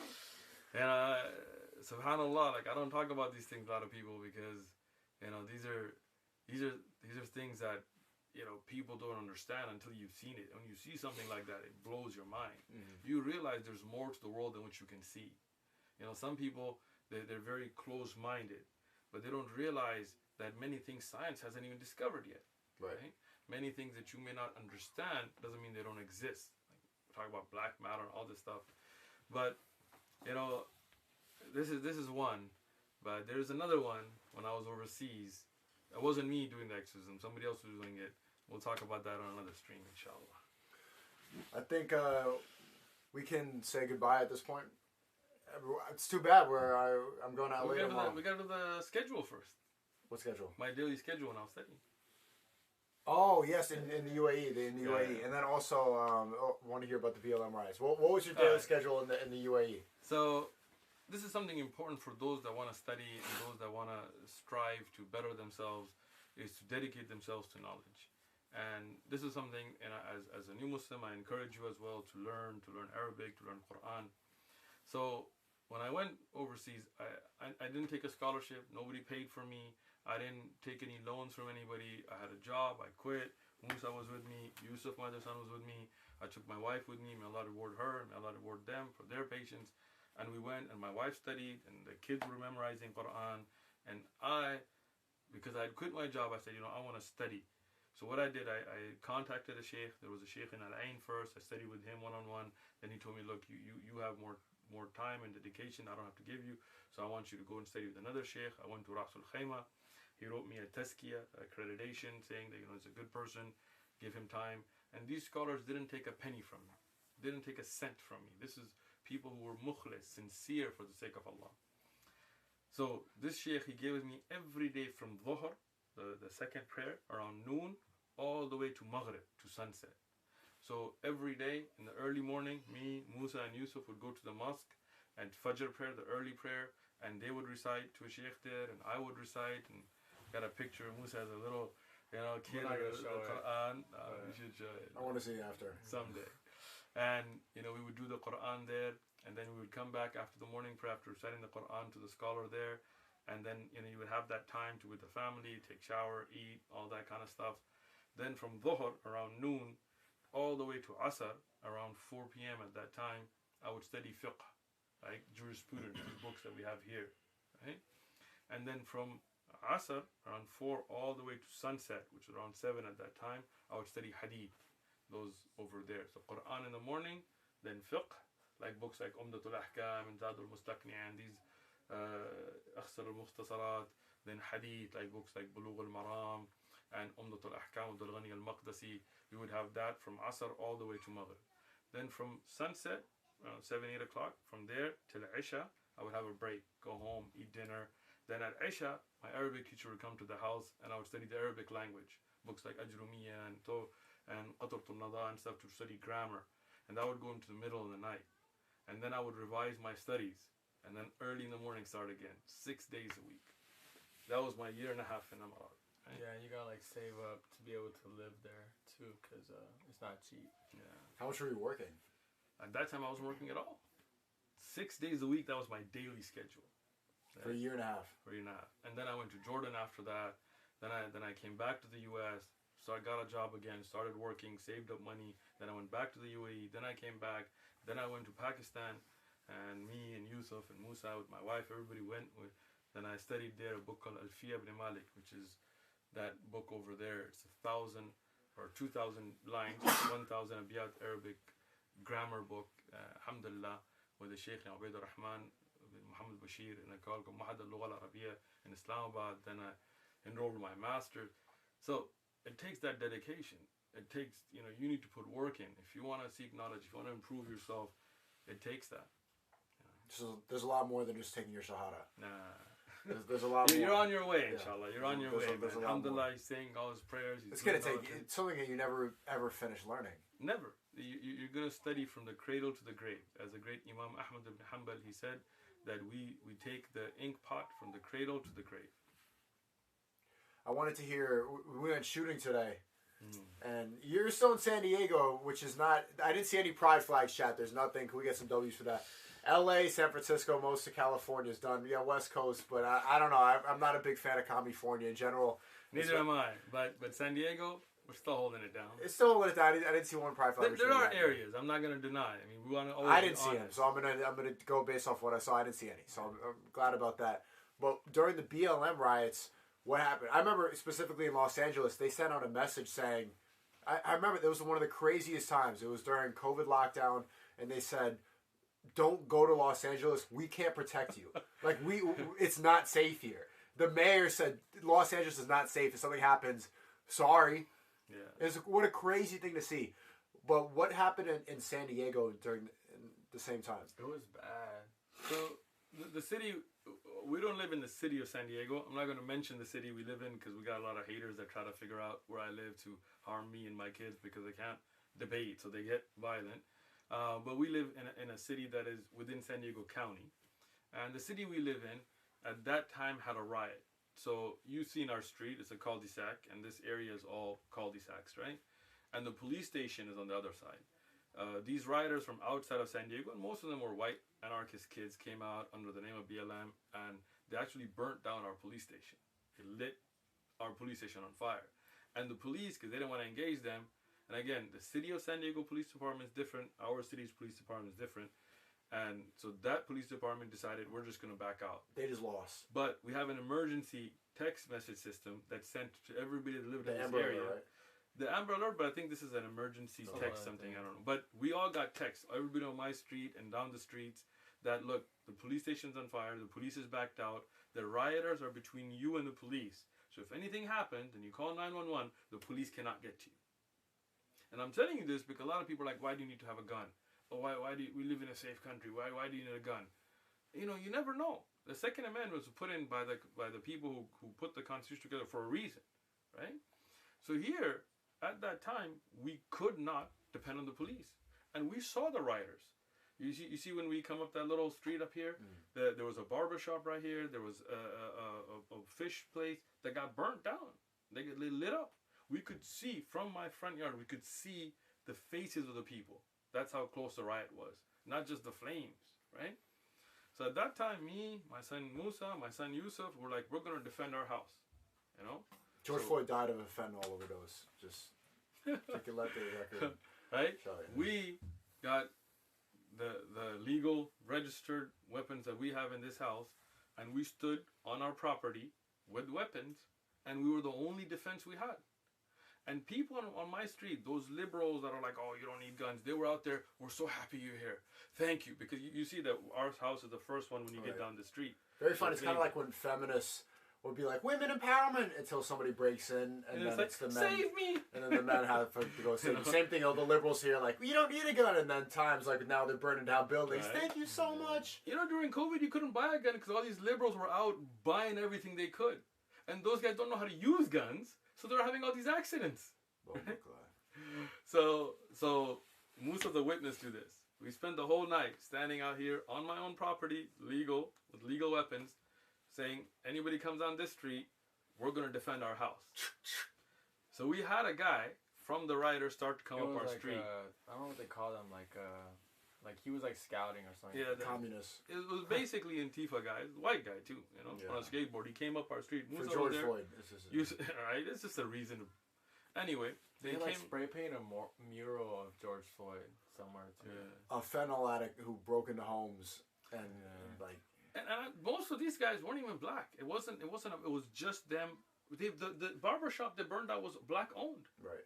You know, it's just the black anarchy. people were busy stealing Jordans for. They were. I mean, that's what they were doing. Black people were looting and getting Amiri jeans with like, yeah, I care about race. All right, you got a TV, but it's okay. They were getting Nike Techs. Oh, I'm just kidding. What were you doing? Nah, he was here defending the house.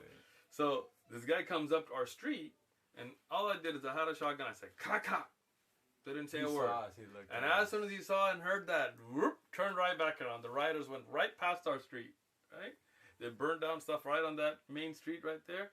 They didn't come down our street. So what I'm saying is, look, guns aren't about, you know, being violent and things. No. But don't think that a time won't come in this day and age, in this country, that you won't have to defend your house and defend your family. And I'm a man. I'm not going to allow somebody to come in and harm my wife and my daughters and my kids without me defending my household within my legal rights, within my constitutional rights. This is something I went through here.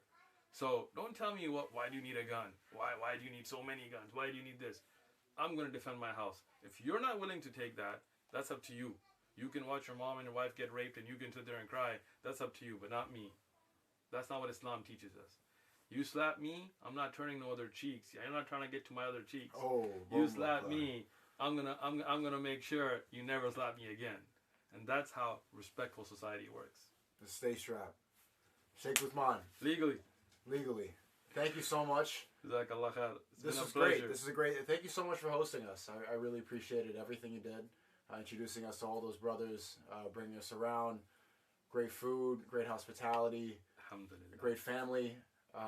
Went from last year meeting you because of Musa to now being in your home, and I really appreciate your time. Alhamdulillah, it's been a pleasure having you. Our brother Sneako is doing great work.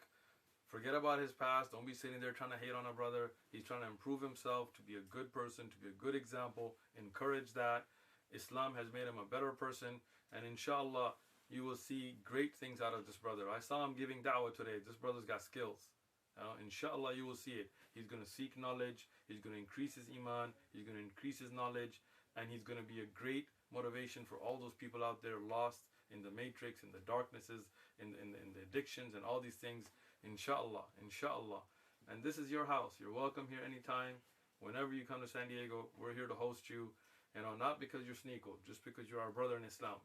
And like we've had, Musa knows many people that aren't famous, that don't have, that become Muslim, that come to San Diego and we host them. We take them around. Our mosque is your mosque. You felt the love. You felt the community there. Our city is always open to you. And honestly, again, I want to make this very clear. I don't get paid by YouTube. If you take my channel away, it won't affect my life at all. What I do is for the sake of Allah. And I love you for the sake of Allah. Alhamdulillah. Thank you so much. Bye. We're going to be 2 podcasts tomorrow, so stay tuned for that. I'm doing Bradley Martin, No Jumper. A lot more work to be done. I'll see you guys soon. Peace. Assalamu alaikum wa rahmatullah lil Muslimin.